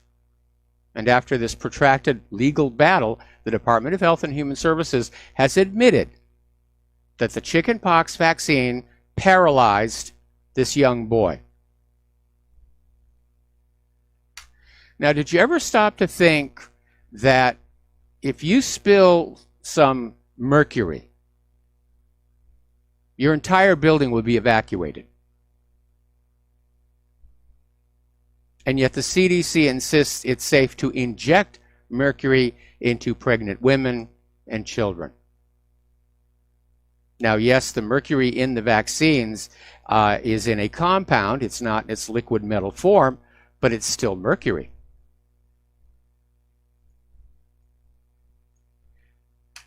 It does seem like our medical industrial complex has lost sight of the Hippocratic principle, not the oath, but the principle. First of all, do no harm. Okay, getting on back to computers here. We've been talking about this scam that's going around where you will get an email saying, we hacked into your computer months ago and have been secretly recording you while you visit porn sites. And if you don't send us however much money in Bitcoin, we will be emailing the video of you enjoying yourself split screen with the page you're looking at to everybody in your contact list. And it is a scam. Okay? But apparently, one young man over in Great Britain took it seriously. His name was Craig Simpson, and actually he was a 56-year-old, so he wasn't a young man. But apparently they discovered on his mobile phone messages that he was being blackmailed into making Bitcoin payments to stop criminals sharing his private information with family and friends. But there was nothing on his phone or computer showing he had ever visited an adult website. He was a victim of ransomware. And it drove him to suicide.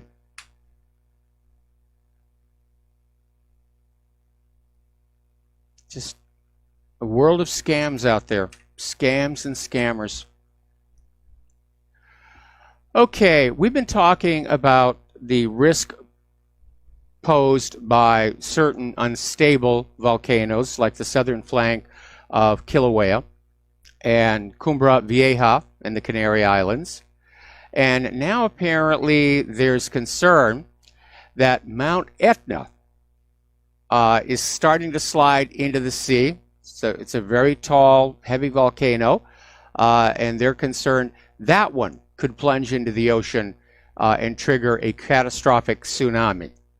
And it's definitely of concern because every once in a while, Mount Etna still erupts, and it could do the grand plunge on the next eruption. Okay.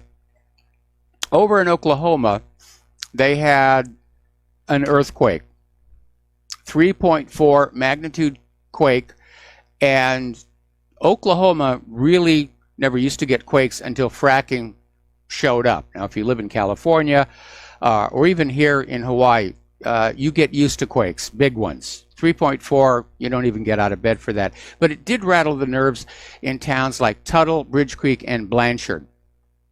Well, apparently, authorities are saying that the well operator, whose fracturing seemed to be at the epicenter of this quake, is going to shut down and permanently end all hydraulic fracturing operations, which I think is a very, very good thing. Because we know that these fracking wells are triggering these earthquakes because they're happening in places with no previous record of seismic activity, like Oklahoma. It's thought that the quake that damaged the Washington Monument in D.C. was caused by a fracking well. And the bottom line is that fracking has never produced the volume of oil and gas that was predicted. So, okay, over in Japan, apparently authorities there have approved an extension in the operational lifespan for a 40-year-old reactor near Tokyo that was damaged in the same earthquake that led to the Fukushima meltdown.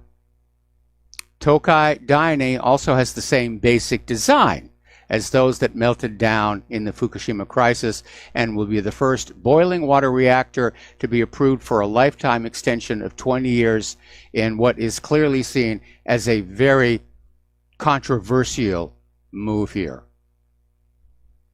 All right, somebody just sent me this article. Apparently, Donald Trump is moving to restrict asylum claims at the southern border of the United States as the migrant caravans of mainly military-aged Central American males march through Mexico to the United States. And apparently, the acting Attorney General, Whitaker, came on out with a statement saying, consistent with immigration laws, the president has the broad authority to suspend or restrict the entry of aliens into the United States if he determines it to be in the national interest to do so. Yeah, it's right there in Title VIII.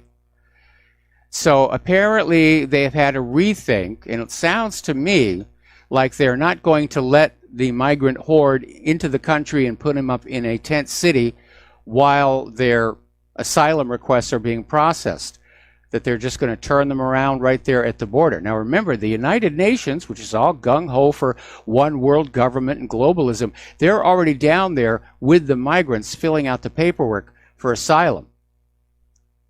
But again, under Title VIII, Trump can just simply say no to the whole batch of them. And of course, the liberals and the open border people, they're going to scream, racist, racist, racist. No. Illegal is not a race.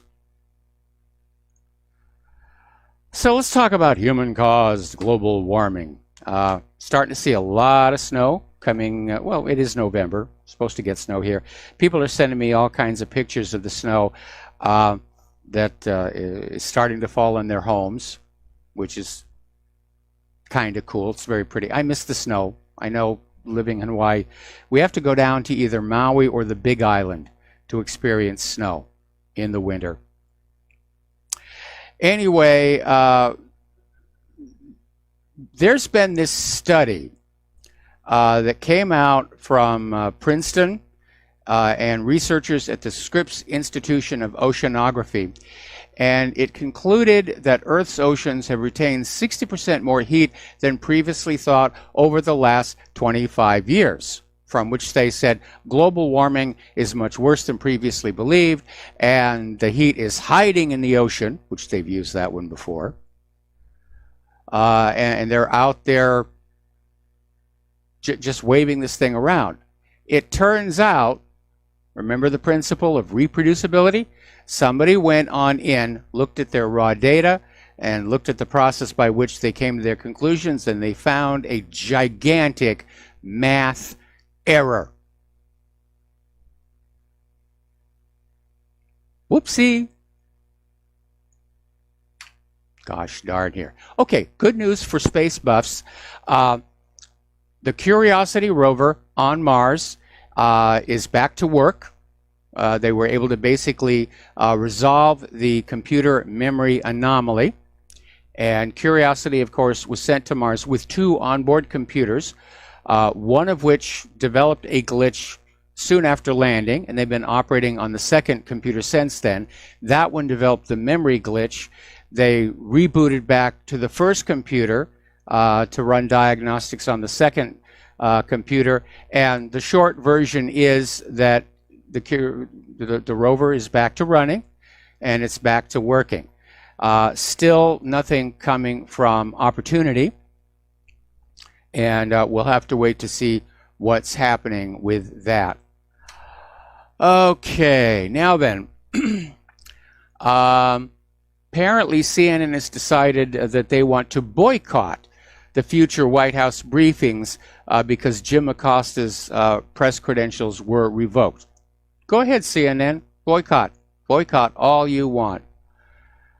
And apparently there's yet another video down in Broward County showing people with ballots stuffed into private vehicles heading for the counting places. This election has been so crooked they have to screw those ballots into the ballot boxes here. Alrighty. And let's see. Little economic news here. Apparently, in 2017, 51.7% of kids were living in households getting government assistance. Now, the government loves to have you dependent on them for assistance because then you're going to do what you're told to do. You're going to believe what you're told to believe here. All right, so there we are.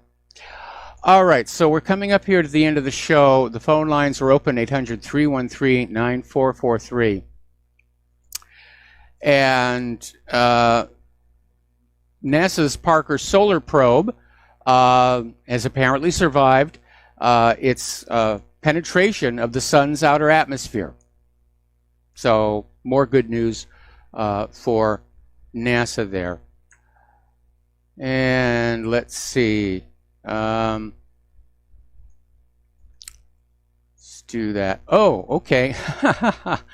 Apparently Volkswagen has declared a war on Tesla with plans to dramatically undercut Elon Musk's car firm with a $23,000 electric vehicle. Now that would be really cool. And I agree, electric is the wave of the future. What we need is a clean, non-polluting source to generate that electricity. Here on Hawaii, we have electric vehicles, we have Teslas. There are free, at least for the moment, charging stations at the shopping malls. Where's the electricity coming from? That oil-fired power station down the road. There's the weak link in all of this. So, but yeah, $23,000. That would be affordable. That would be very, very attractive here. Okay, and apparently the Denver Police Department is considering encrypting their radio traffic. Actually, a lot of cities are already doing that, mostly to avoid lawsuits, along with giving away what they're doing to the bad guys. All right, we're going to take our final commercial break of the show. We'll be back with the last segment of our program after these few words. Aloha, America. Welcome back to the show here. And the Jim Acosta story is now becoming the story. We're calling it the controversy. And apparently there is now a resistance building up against the appointment of Matthew Whitaker as acting Attorney General. And interestingly enough, over at Breitbart, they're reporting on this op-ed published today by Attorney George Conway, who's the husband of White House counselor Kellyanne Conway, declaring that Trump's appointment of Matthew Whitaker as acting Attorney General is unconstitutional and illegal. And the argument that he is making is that Trump cannot appoint anybody even to be the acting Attorney General without confirmation by the Senate, which means they can drag it on out and give us another circus like we had with Brett Kavanaugh. But again, the key word here is acting. Somebody has to be in that job. And like I said earlier in the show, we were seeing this Senator Warner was out there saying, we've got to push back against this guy. They're afraid that Whitaker might actually do the job and start looking into some of this corruption and crime. And boy, oh boy, that's going to keep some people in Washington, D.C. Awake at night. And is out there in high dudgeon. How dare you dare to pull his press credentials? Well, again, look at how he was behaving. I mean, technically, everybody in the media is a guest in the people's house, the White House.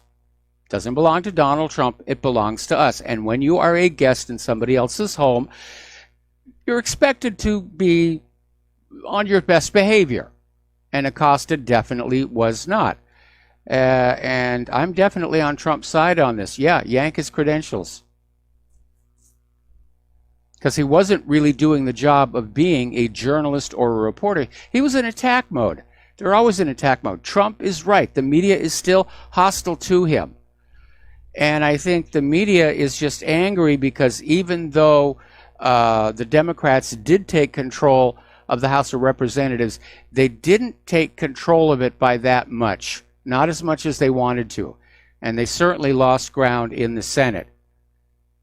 And I think we are going to see a lot of division and factionalism and friction between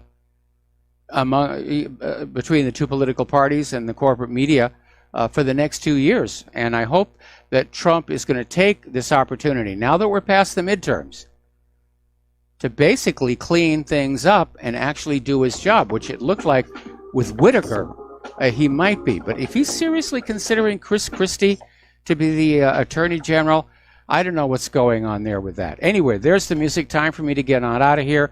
I got to do Jim Goddard's show up there in Vancouver. Stay tuned for John Stadmiller. He's got lots of interesting things to share with you. Please take what you learn here, share it with everybody that you know. Please donate to Republic Broadcasting. Please donate to whatreallyhappened.com.